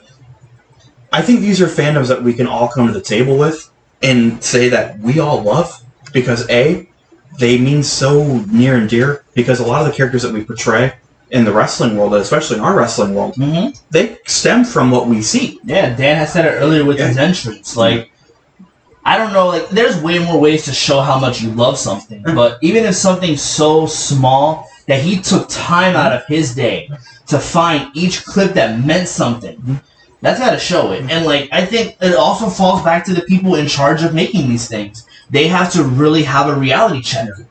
Marvel, Disney, WB, they have to look when they go to the creative table and they say, okay, we want to do this. I am in the camp of staying true to the comic. But if you want to change something, cool. I agree with that, because as an aspiring filmmaker, yes, sign me to help you. I would want to do my own take on it. Sign him up for everything. Yeah, pretty much sign him up for everything. It's a trial offer that you get 7 days a week for free, and then if you don't like it, you can unsubscribe to him. But still follow him on social media, though. But the fine print is that you do get stuck with him. Trust me, I know. Yeah, you get so stuck. like lovably stuck, like Winnie the Pooh in a honey tree. Thanks. But like, like if you want to change something, I'll ask you guys the same thing. If they were to say, okay, we want you to be in charge of this project, what do you want to change? I think it's a hard one for me because like there's some origins that I don't agree with, and there's some that I understand can't be portrayed on film. Like for Deadshot, in any type of Deadshot media, you know how dark his origin is. Terrible things have happened to his family. Like, I don't think that can be portrayed on film. And to your point, I'm glad that they did that with Suicide Squad. Just keep it short, simple, and sweet. I honestly think that if I had to change anything in any kind of IP, I'm going to lean towards more Star Wars, but again, Star Wars is its own conversation. Don't open that can of worms. That's a whole 3 hour. That's a whole episode. And there'll be so much going back and forth that we would not find a middle. Right? No. We're still finding a middle. Well, and because fandom is now again subjective. It's very much up for interpretation, and my fandom will never be your fandom at all. Yeah. Like, and I think that has to be said too. And the thing that I would change in an IP. Like Star Wars, for instance, is you can't break what's not been broken. Don't fix what's not broke. Right. And I feel like that's what's been happening. Could Marvel lean towards that? They're doing so many different things. Well, I mean, but they're trying things, and I think we have to acknowledge the college try catchphrase is they really are trying to figure out what is going to work, what's going to translate well. We go through that every day with wrestling. What's going to translate from paper to the ring, and how do we bring that? And I feel like that's what Marvel's doing right now. They're experimenting, because let's be honest, what Marvel has done, DC has copied, but what DC has done, Marvel has been copying as well. Not complete copy paste, right? But where David Zaslav came out and said, "Well, we want to do something like we did what Alan Horn and Bob Iger did with Kevin Feige at Disney."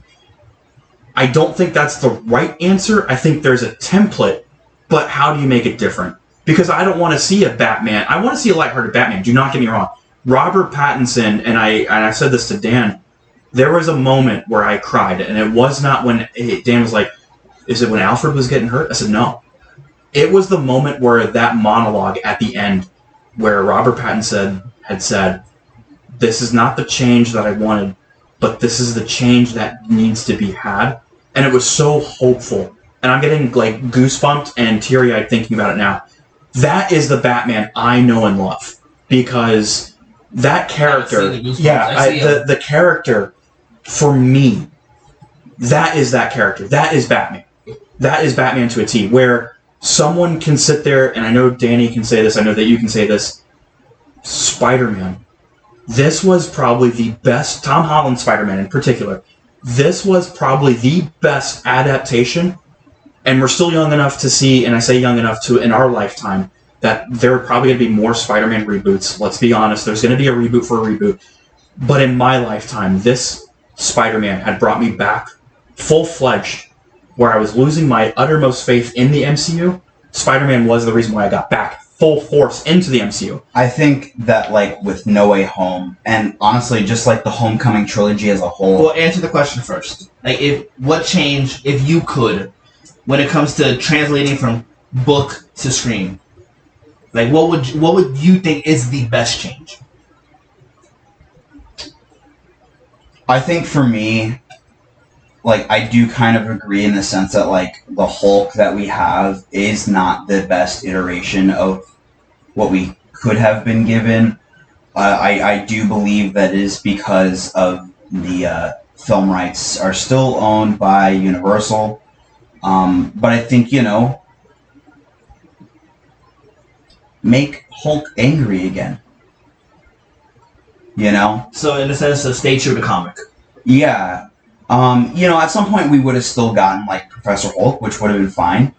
I would still disagree, but if the road would have been different. Well, if the road would have been paved a little bit differently, like, it still leads to Professor Hulk at some point. Right. Even if it's not your favorite iteration of the character, it is still an iteration of the character. Mm-hmm. Man, I would have really loved to see Red Hulk. That would have been awesome. I think we might see that stuff. I will say I will take Professor Hulk any day of the week over the incredibly awesome Hulk with Amadeus Cho. From the I comic book. hate that comic. I hate that Hulk. Whoever thought of that character needs to. I can't say it on YouTube. Way to censor yourself before the fact. I was gonna go very bad and very dark for YouTube, but to Dan's point, bite me. I also think It's gonna go real bad here. I also think that Bite me. I like looking back on it, like I can kind of sit here and enjoy it to a certain degree, but like the Mandarin in Iron Man 3. But they fixed it in Shang-Chi. Yes, they did fix it, but they fixed it. Yes, and I understand that, and I get that. You're talking about at the time. But at the time, like that, like is a major villain for him, for Tony, and it was just like, in all sense of the word, like it was.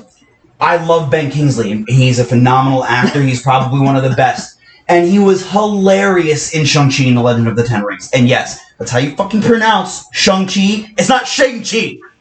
Americans. America. Sorry for all the F-bombs, by the way. But like,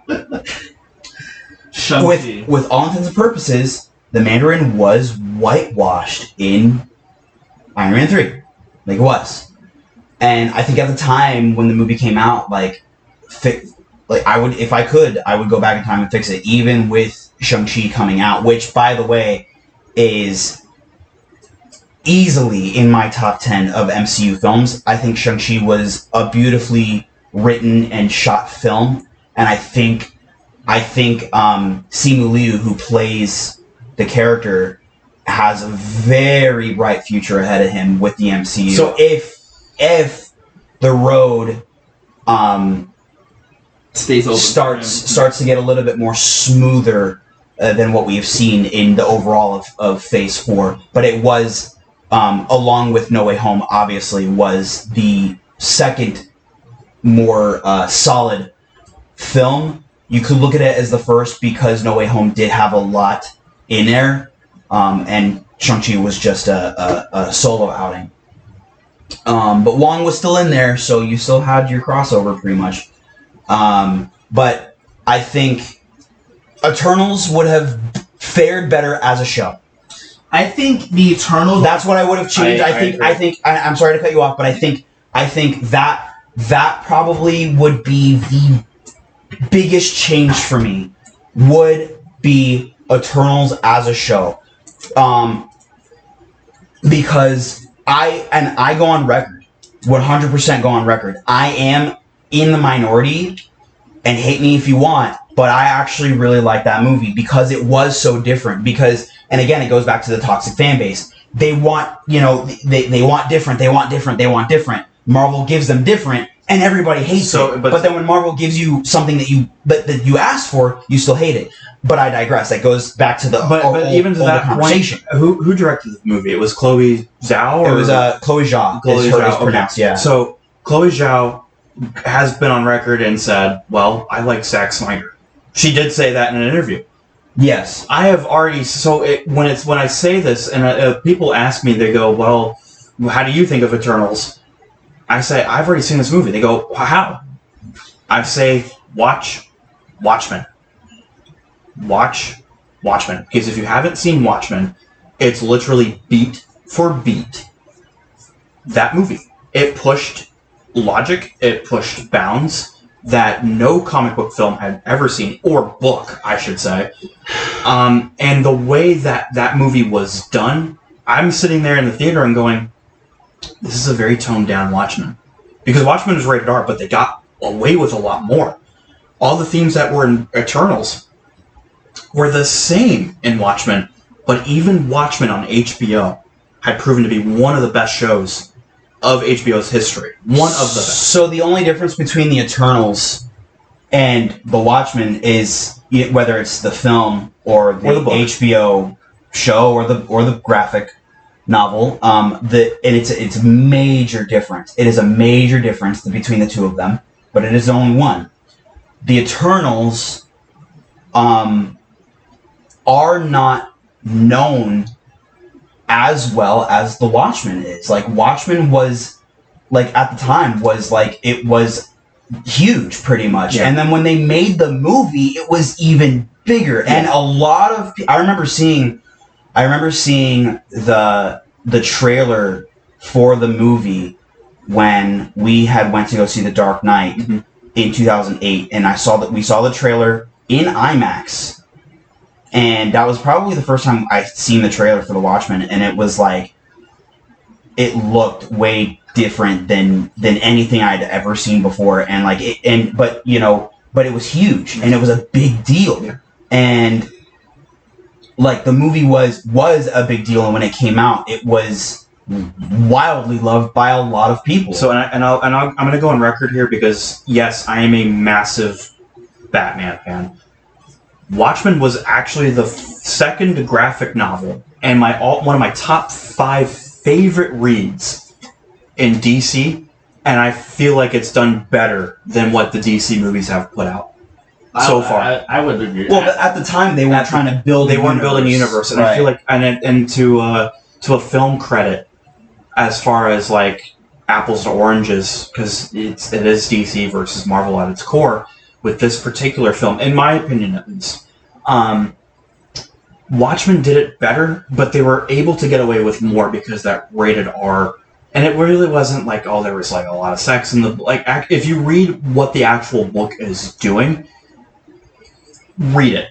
My recommendation, honestly, if Cliffhanger has a top recommendation for comic books and graphic novels, it is my top 5, and it's number 2, right behind The Dark Knight Returns. But that was the first graphic novel I read page to page in a day.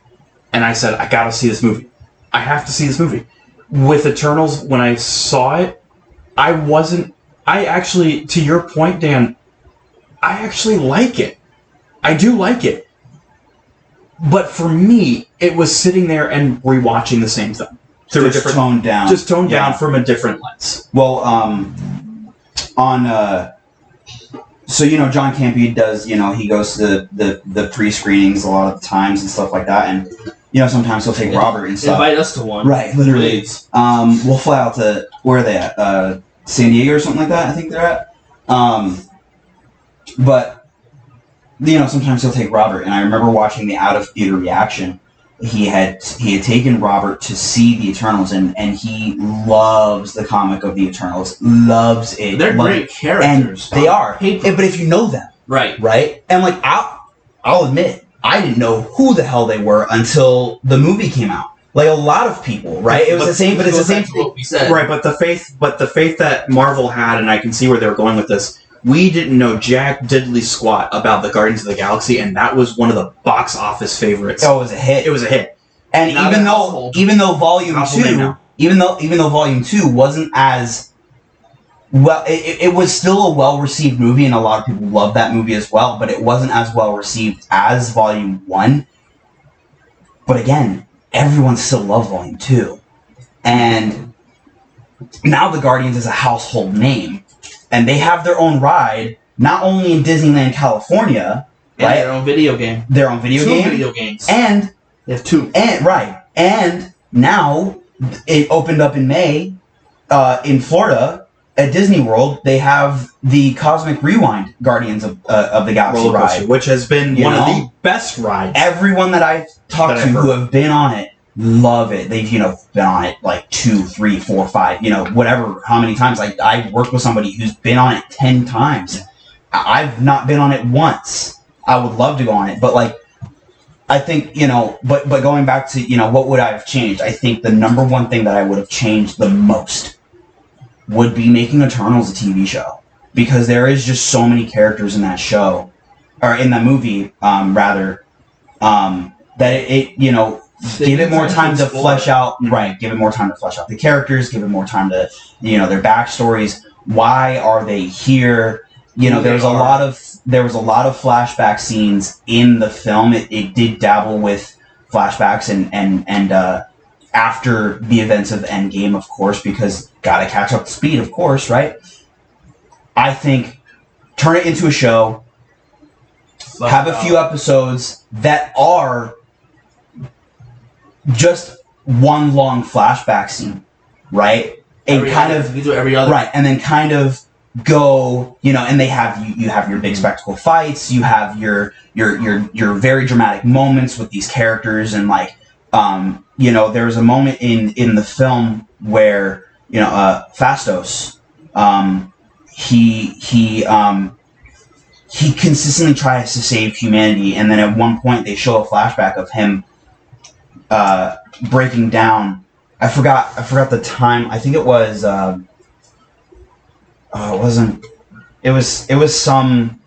it was a real world event that actually happened, but I don't remember exactly what it was, but it shows him breaking down, because it was like destruction, death and stuff like that. And I know you remember the scene that he breaks down, and with Salma Hayek's character of Ajak, and he's just in tears in her arms, they can't be saved, talking about humanity and stuff like that. I feel like that could have been an episode. You know what I mean? That could have been a 45-minute episode of why did it get to that point? Well, I feel like that's why Daredevil is getting an 18 episode run. Because I feel like Eternals could have had that, but I mean I get it, but from a marketable point, as we brought up with the Guardians, they were so marketable. I walk down the toy aisle casually, and I pick up my my DC Multiverse by Todd McFarlane and McFarlane Toys. Shout out to Todd McFarlane. And then please send us toys. I'm not a big action figure. I'll never beg for toys. Honestly, I'm perfectly okay with buying my stuff because I like giving my money where it's earned. However, having said that, I stopped collecting Marvel Legends, and when the movie came out, when the Eternals came out, the Eternals were not as marketed as much as they should have. They weren't as taken proper care. And I kind of feel like I'm glad, where you say, I'm bad about the Incredible Hulk not being marketed and being pushed the way that Cap and Iron Man was. I kind of rival that. I'm happy that it didn't get pushed like that, because if that was a type of movie, the way that the Eternals came out, I'm a huge believer that if your toy can sell, because these are for the kids at the end of the day, they're not for us grown-ass kids or grown-ass adults, where we collect Funko Pop action figures or statues that are based off of what we love. If you cannot sell your toy, you're doing something wrong. Where the Incredible Hulk and the Guardians of the Galaxy are in that niche of, they're unknown, but we know them well enough. They're household names. I am happy that the Incredible Hulk didn't get that treatment that the Eternals got. Because, my God, there was a peg warmer from the Eternals, and I think it was all the Eternals. They didn't sell merch at all. Funko action nothing. Figures, anything. T-shirts. I own the film on physical and digital because I go and I collect the movies and stuff like that. But I remember when and it really wasn't that long ago, where they had announced the Eternal Pops, the Funko Pops. And you would think, oh man, you can't find them anywhere, right? And so, one of two things pops up in your head when you think, you can't find them anywhere. It's one, people have already gotten to them, or two, they just haven't started selling them yet. And in my head, I'm I went to the first auction, I thought, oh man, these things are selling out. You can't find them anywhere, right? Now you can find them everywhere. The Funko Pops. I mean, they're literally everywhere, right?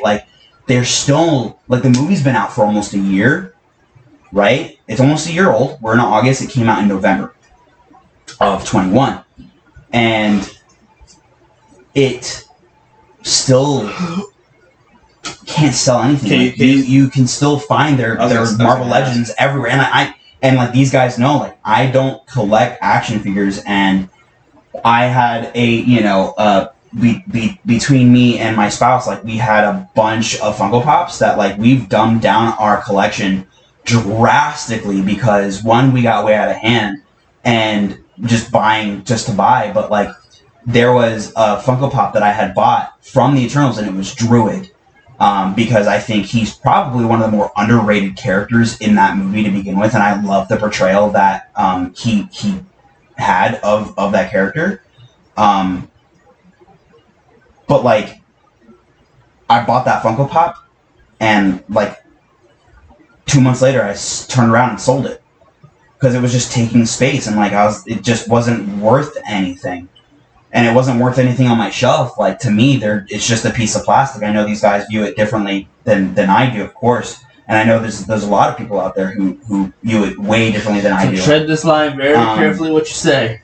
I'm definitely not against it. I'm not plastic. I'm not. To me, it's just a materialistic thing that just takes space up on a shelf. But to there's a lot of people, and I know that there's a lot of YouTube channels that do strictly toy reviews. I understand that. And I also understand that there are $10 toys that look like crap in comparison to like the $20, $25, $30, $40 McFarlanes that are out there. Like, I also understand the material is different, but at the end of the day, it is still made to me. It is still made with plastic. Yeah, and I can agree to that. And so where I can rival, and I guess to really answer this question. If you had saw the Eternals as a television show, would you be more inclined to keep your Funkos? At least had it been more successful, yes. That was the only Eternals pop I had ever purchased.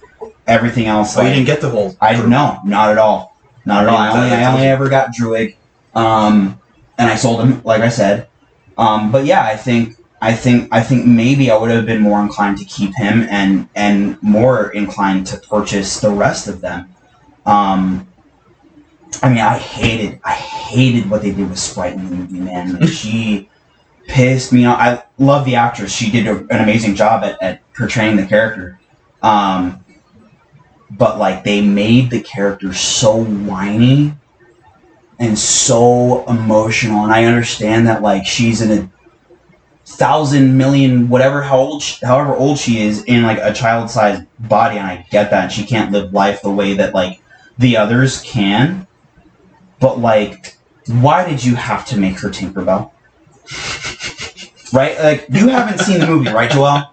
So like in the movie, like, I mean, Josh has seen it. She does look like Tinkerbell. But it's not even like she looks like a Tinkerbell, and like my spouse can even say that like they really made her personality like Tinkerbell, and it was just like, I understand that like Marvel Studios is Big Daddy is Disney at the end of the day, but like, do you really have to make it the same character? And like, that's one of my gripes. But like, Richard Madden, who played Icarus, was outstanding in the film. I'll fan cast him for Superman if they don't get Henry Cavill back. I mean, he was amazing in the film. Everybody was. I mean, essentially for everybody's part that they played, they were great for what they did. I do think we will see them again at some point. I think that they do have a bigger part. If we do get the Cosmos saga, yes, they're gonna help. Well, they get involved with the Celestials. And again, that's what they involved do. with the Guardians. But again, if you guys know the lore of people like the Eternals, they can't get involved in stuff on Earth. They can't get involved in outside of what they know, but they are still very interested. Originally, yes, but in now the original origins, they can't. Yeah, originally, yes, and they do explore that in the film. But obviously, you know, they do change. Right. You know, throughout, you know, and like they do get into like stopping what is supposed to happen. Like, they do stop the thing that is supposed to happen in the film, and they do get involved. Which I disagree with. You can see that they are, like, in the film at least, you could very much see that they are they don't know who they are. They don't know where they come from. And they find out where they come from, and then they get rightfully mad because they've been lied to their whole lives, and you know, they play into that. I don't want to talk about the Eternals anymore because it's, I think it's worth the watch, but it's not over 2.5 hours, and I don't want to sit here for over 2.5 hours talking about the Eternals. But yes, that's the one thing that I probably would have changed. Yes, but to answer the question again, obviously, when we're talking in circles. Sorry, we're still trying to figure things out with this podcast. That would be the one major thing that I would have changed. Make it a TV show. So you're of the opinion that when it comes to translating book to screen, it's okay to make a change.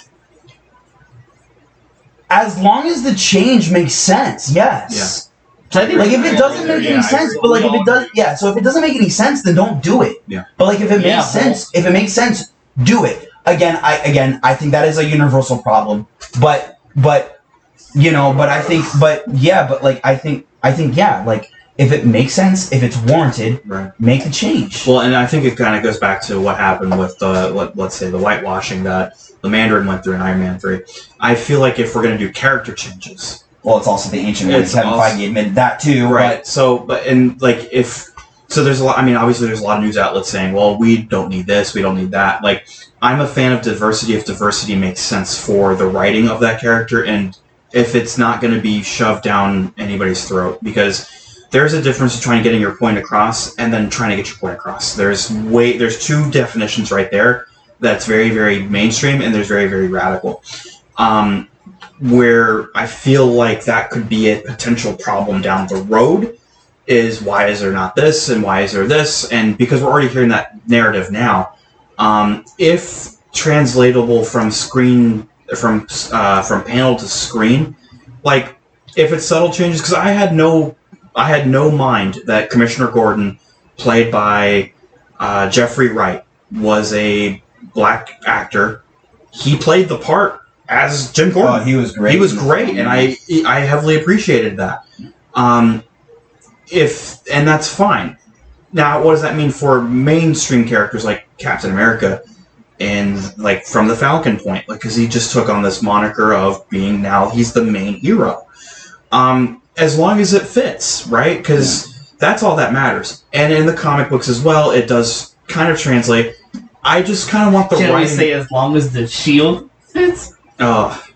I just want this, but I want the stories that they're trying to adapt. Like, yeah. That's a knee slapper. I feel like if it's gonna make sense, then do it. But if you're just doing it to appease to someone, and it's still like you have a personal agenda. Yeah, you have a personal agenda, then don't do it. It's not even worth the hassle. Right. Fire them on the spot. Right. It's I'm not for it. Fire them. I wouldn't say fire them. I'd be like, don't do it. I would. Get out. It doesn't make any remote sense. Like at that point, I get that anybody talking about it, like they market from it and they prosper from it. But don't do it because you want to start a reaction just to start a reaction. Do it because you feel like the writing is going to make sense. That's what Star Wars and Rian Johnson did.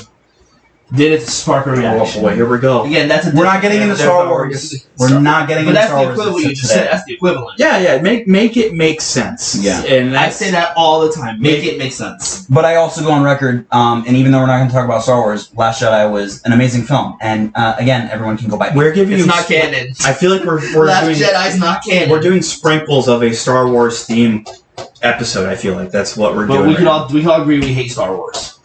I disagree with that. I dislike what they've been doing as of yet. True. But I don't hate Star Wars. I own two lightsabers. I'm starting to hate Star Wars. Like, I watch a movie, if it, again, Andor, I might watch, but I feel like we gotta save that for another episode. So, like, I feel like there's so much Star Wars that we could dive into. Is there anything else you guys want to talk about? We've been going for, at the time, just over 2 hours. Is there anything else you guys want to talk about? Any gripes? Any questions? Let's go back, because I remember this is one of the topics that you had written down. Okay. And this will kind I will do this all day. This will be. Damn it! I know. That's America's ass right there. Bucky is alive. Flick me. The way he'd squat down, can we I feel like that's going to be its own thing too, like deep dive in the Marvel. But we haven't already. As far as I'm concerned, that's America. Let's talk about this, right? I do want to talk about this. You're visionary. Oh no. I'm what?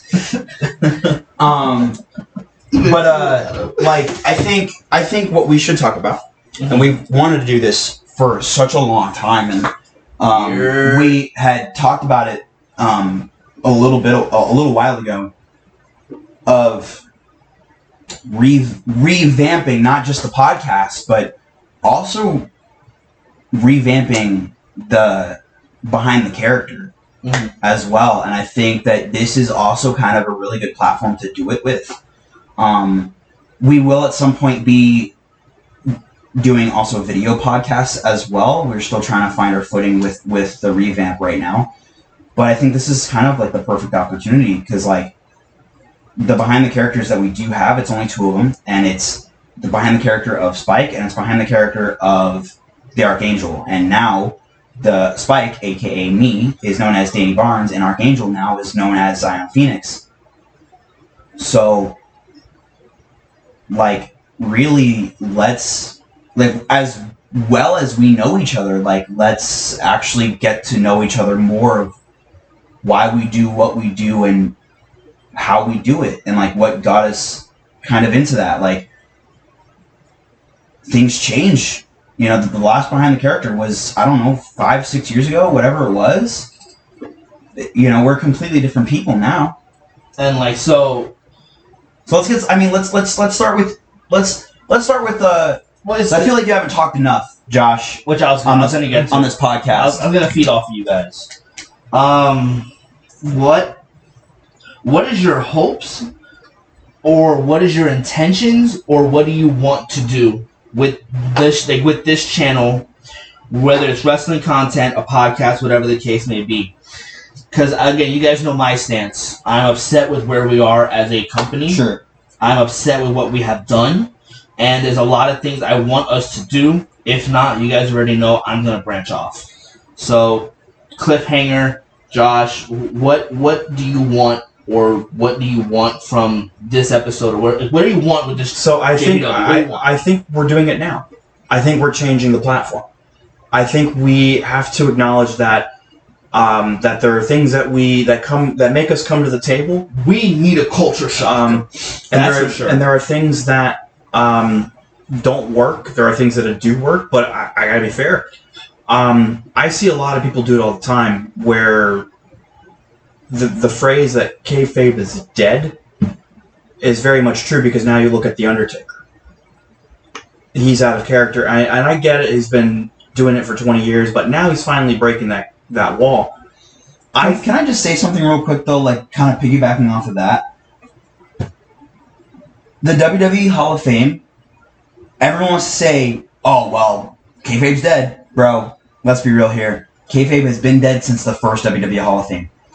That was the first time. The curtain since the curtain call. Yeah, exactly. No, actually, before that, Hulk Hogan broke kayfabe when he did a movie. Right, and if you guys are not familiar with any of these moments, the curtain call is really one of those moments that Kevin Nash, X-Pac, Triple H, it's a whole thing. What made it even more prominent, though, was the annual WWE Hall of Fame right before Mania. Like every single year, like. Ready to Rumble broke kayfabe. That's true. And I like that movie. I do agree. And Scooby-Doo killed kayfabe. But so I think the longer we pretend, because a lot of people have told me, like, Josh, what is cliffhanger to you? Cliffhanger is me as I am to cliffhanger. It's one and the same. You get me for me, and I feel like that has a lot to deal with what I personally believe in when it comes to entertainment. I feel like there has to be some kind of honesty and some kind of integral motive to do what you do, because like I'd be completely fair, and I've answered a somewhat portion of this where I love entertainment, but I love wrestling, and they do go hand in hand. It's case in point. It's on Monday Night Raw. It's on Wednesday nights with Impact. Or sorry, not Impact, right? Dynamite. I'm sorry, yeah, Dynamite with AEW. Impact's on Thursday. Impact's on Thursdays. Thank you. They kept switching like their underwear. Friday nights on SmackDown, which brought me to the dance to begin with. It was mainstream wrestling, and I think what we're doing to change what we're doing now, because we're talking about things that are familiar to us, and we're disagreeing on moments. We're agreeing on moments, and I feel like that's what we can start. It starts right here, and I feel like going forward, not as much as we transcend our stuff in the ring, and make no mistake, if you watch what we put out in the past, you can literally tell, and it was by accident, you can tell that there's a journey. That's why the name's in the title of Journey Professional Wrestling. There's a reason for that. It's not because it's a name. There's an actual story, a legit, real story. We're trying to figure things out. Right, and I feel like there's substance. Right, yeah. and I feel like people who watch us, they applaud what we do, and I feel like people who don't watch us, I implore you to watch. I'm not going to force you to do something that you don't want to do, but tickle your fancy a little bit, because I feel like what we have, and especially in this podcast right here, which I am enjoying, by the way, I'm hardcore enjoying this. Very therapeutic. It's very cathartic. With more to come. With more to come. Absolutely. I hope so. This is not the last time. And honestly, guys, I'm more open. And let's put a format out there right now for this podcast. We've talked about Marvel. We've talked about wrestling. We've talked about personal feelings. Who we are. And who we are. This is going up. It is going to be on YouTube as we speak. Post your comments down below. See what you guys want to hear us talk about, because messages on social media. Messages on social media. All of our links are going to be there. I'm not going to follow you, so don't ask.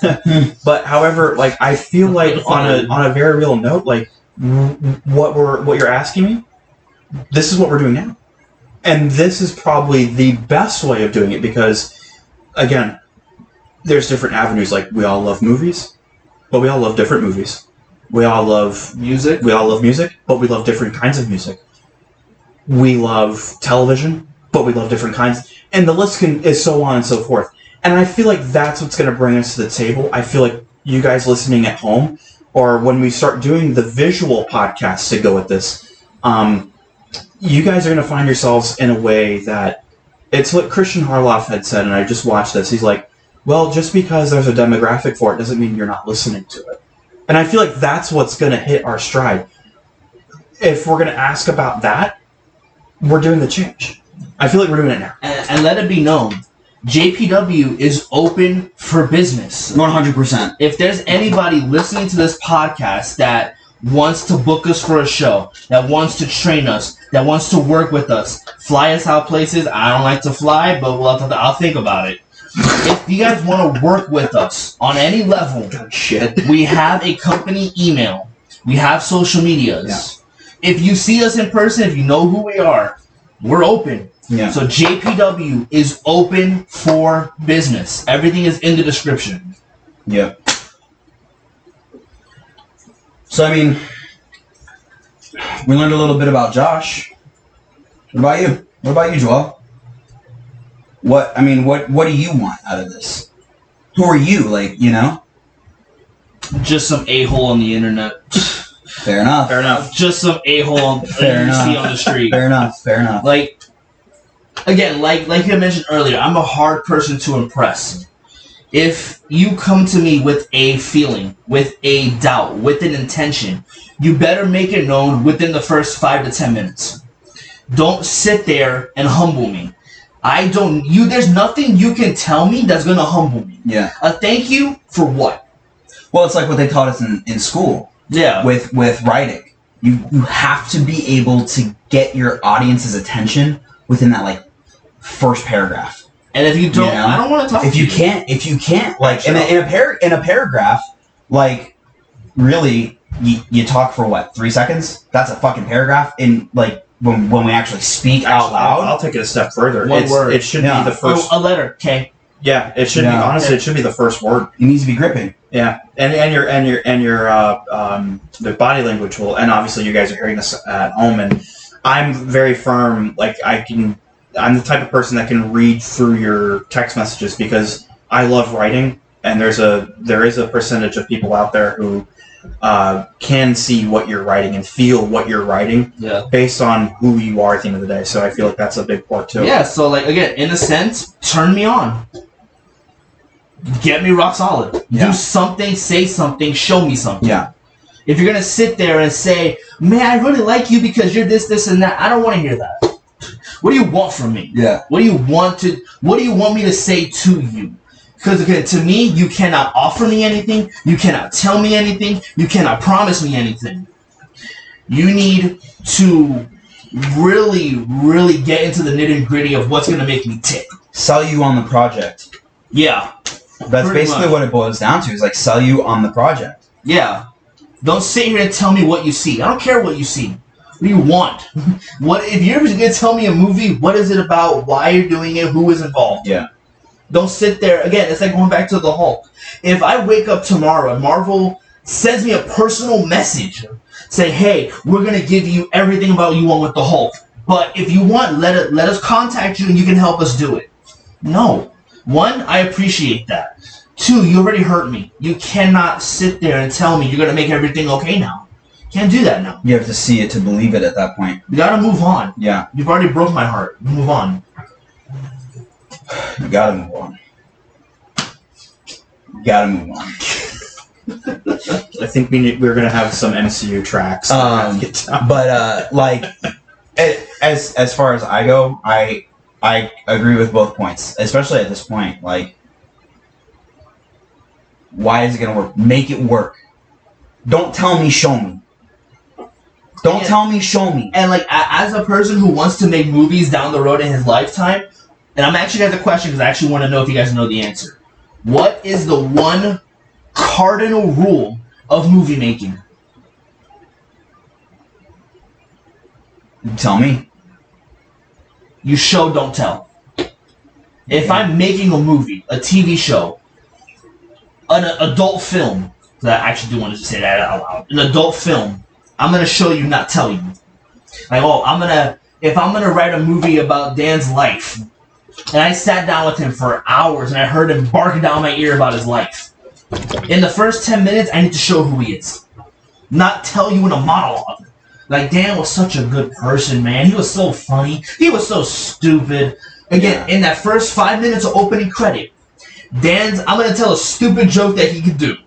But why would I tell it to you? I'm going to show it to you. Yeah. Show you that personality. That's who I am. Well, and that's one of the many reasons that that's one of the many reasons, if not the only reason, that trailers for TV shows and movies exist, is because you need to be enticed by that, whatever it is, even if it's a property I love. Again, I love horror movies, but if you want to sit there and tell me, man, the best movie is Saw, why? What is it about Saw? Because it's good, bro. Oh, that's not good enough, bro. Get out of here with that BS. Bro, you don't even understand. Take that BS elsewhere. Saw's amazing, bro. You don't get it. If you were to tell me, out of all the movies, why Saw? If we're going to talk horror movies, which is another can of worms, why Saw? I feel like it's going to be its own genre that I can probably mediate on that one, because I don't have a dog in that fight. Not one fucking Nobody does. It's torture porn. Why would if I'm going to create this 7-movie arc that there is no middle to, why do I have to go on the route of torture porn? Answer me that. That's like finding 7 movies of A Nightmare on Elm Street. They all have nightmares. For what? Why? I'm going to tell 7 movies to tell you a story and never find a middle. I can't argue because I haven't seen the Saw films yet, so... Don't. One, if you want to keep your sanity, don't. If you love storytelling, don't. Anyways... That's a different podcast for a different day. But I think, but show, don't tell. That's your point. And then Josh's point is, we're doing it now. You know, for how long have we been sitting anywhere? You know, whether it be Jay's house or my house with Josh or at the park around the corner. Or, you know, we go out and talk about it at lunch or whatever the case is. But for how many years have we talked about, let's do more podcasts? The 3 people in this room. Well, it's not even just the 3 of us. It's like everybody's been talking about it. But you know, it's like we just gotta just shut up and do it. And like, honestly, like, I never really understood that, because for a long time, you know, our mom drilled into us, just do it. I was just thinking the same thing. Just do it. My grandma. And it's not a sense of like I don't want to hear you talk about it anymore. It's like, if you want it that bad, just go and do it. Yeah. And like, I never understood that until very recently. Like, just do it. You know? Shout out to my mother who You know what is I a mean? pain in the ass, but her words were very cut and dry, but they meant something. Right. Yeah. And so we finally start, and it goes back, like, we got the ring. We started putting on shows. They weren't on camera. We did the tapings. We did Chains of Destiny. Those are on camera. Those are on film. That's the change that we needed to start with, right? And it was like, shut up and just do it. Because you can talk all you want. But at the end of the day, it's just talk. Yeah. You're just That's all it is. That's all it is. Even though we're doing talk radio right now. But it's still, but At least we have. we've been talking about like making our audience more broad, and it's not about to me, at least, it's not about gaining a following. It's not about being famous. It's not about making money. It's not about that. It's about making a change. It's about, there are people out there, and that's why a lot of these people do what we're trying to do with the revamp of the podcast. There are people out there who share the same opinions as us, even though the three of us and other people in JPW are going to have different opinions. But there are people with those same opinions who are going to want to listen, who are going to be like, oh, I thought I was the only one. I mean, speak for yourself. I'm trying to clout chase. Speak for yourself. Well, okay, but that's you. But I'm trying against the Playboy Mansion. But again, answer me this question. Answer me this question, right? How long have we been sitting here and talking about, let's do a podcast, let's do behind the character, let's do video game streaming, let's talk about music. Now. But like, it's too. We've been doing it for so long that we literally it goes way past what I can probably count to. Which I think, if like I said, it's up to you guys at home. I would say, post your comments. See what you want to see besides wrestling. Wrestling is always going to be the number one source of content that we will always crank out, without a shadow of a doubt. Yes. But what kind of subgenres do you want to see coming from a podcast? Do you want to see a horror theme show? And do you want to see, I guess, we've already sprinkled hints of fucking Star Wars, so I'm sure that's going to come down. Star Wars will happen at some point. And for heaven's sake, if you're going to leave a comment, leave a suggestion, please have logic. Because I swear to the holy God, if we read your comments and there's no logic, I'm going to beg for whoever's reading it to block you. Well, unfortunately, you will run into those if we actually do get comments for all the 2 people who are listening to us. However, with that being said, like, time for talk is over. Let's just do it. That's it. I'm tired of just sitting around and waiting for something to happen. I'm tired of waiting for the door to just open. We gotta bust that door down. I'm tired of sitting around and waiting for it. And I really do think that Chains 5 was the beginning of busting that door down. Like, yes, we did it right before summer kicked off, and we stopped for a while. And realistically, there was no excuse to not do this over the summer. We should have been. There should have been a lot of things that we've been doing, but it is better late than never. We're doing it now, and hopefully something comes from this, because there's something special here. And we can get Harley J on it, because he's very opinionated. But right? I can't talk to him sometimes. But you know what though? I can't. But you know what though? It does make for a great conversation, because there are a lot of things. He makes my balls itch. There are a lot of things that he does say that has logic. Same thing with Jay, and same thing with Zion, aka Rindles. And Drake Adams. We can literally, and it doesn't have to just be within the branch of JPW. It could literally be other people. It could be Josh's friends. We're open for business. It could be your friends. Yeah. It could be my friends. You know what I mean? Like, there's more than just the avenue of JPW. If we're gonna expand, we have to expand outside of the box. Absolutely. And I feel like to a nice little sweet spot of almost wrapping this up. I gotta be fair. Like I said, the changes that we're doing now are at least happening now, and it's keeping it going and keeping that progression, keeping those windows of opportunity open for others to get from. And of course, obviously, without even being said, and I'm going to say it because it needs to be said, so we can remind ourselves that we are still in it for not just the fans that we do have, but we're in it for our own self-glory, our own self-awareness of where we as individuals can go. And we help each other within our own to branch out and to do other things that matter the most.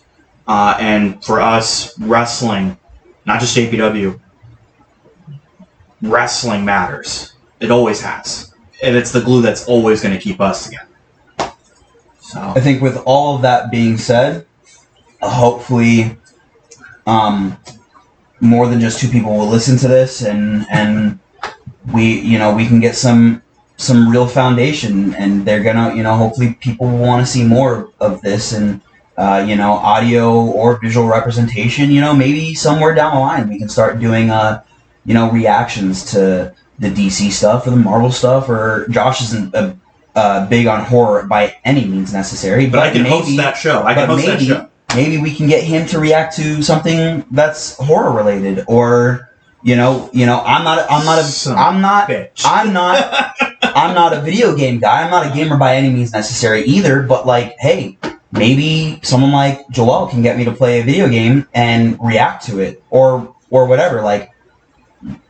But hopefully we can get enough of the fans, of whatever fans we have, to get the ball rolling. Let's get out there, and I think with all that being said, this has been the JPW Podcast Revamp. I have been Danny Barnes. I've been Perez. And I am still one cliffhanger, Josh Martinez. And we will chat on the next one.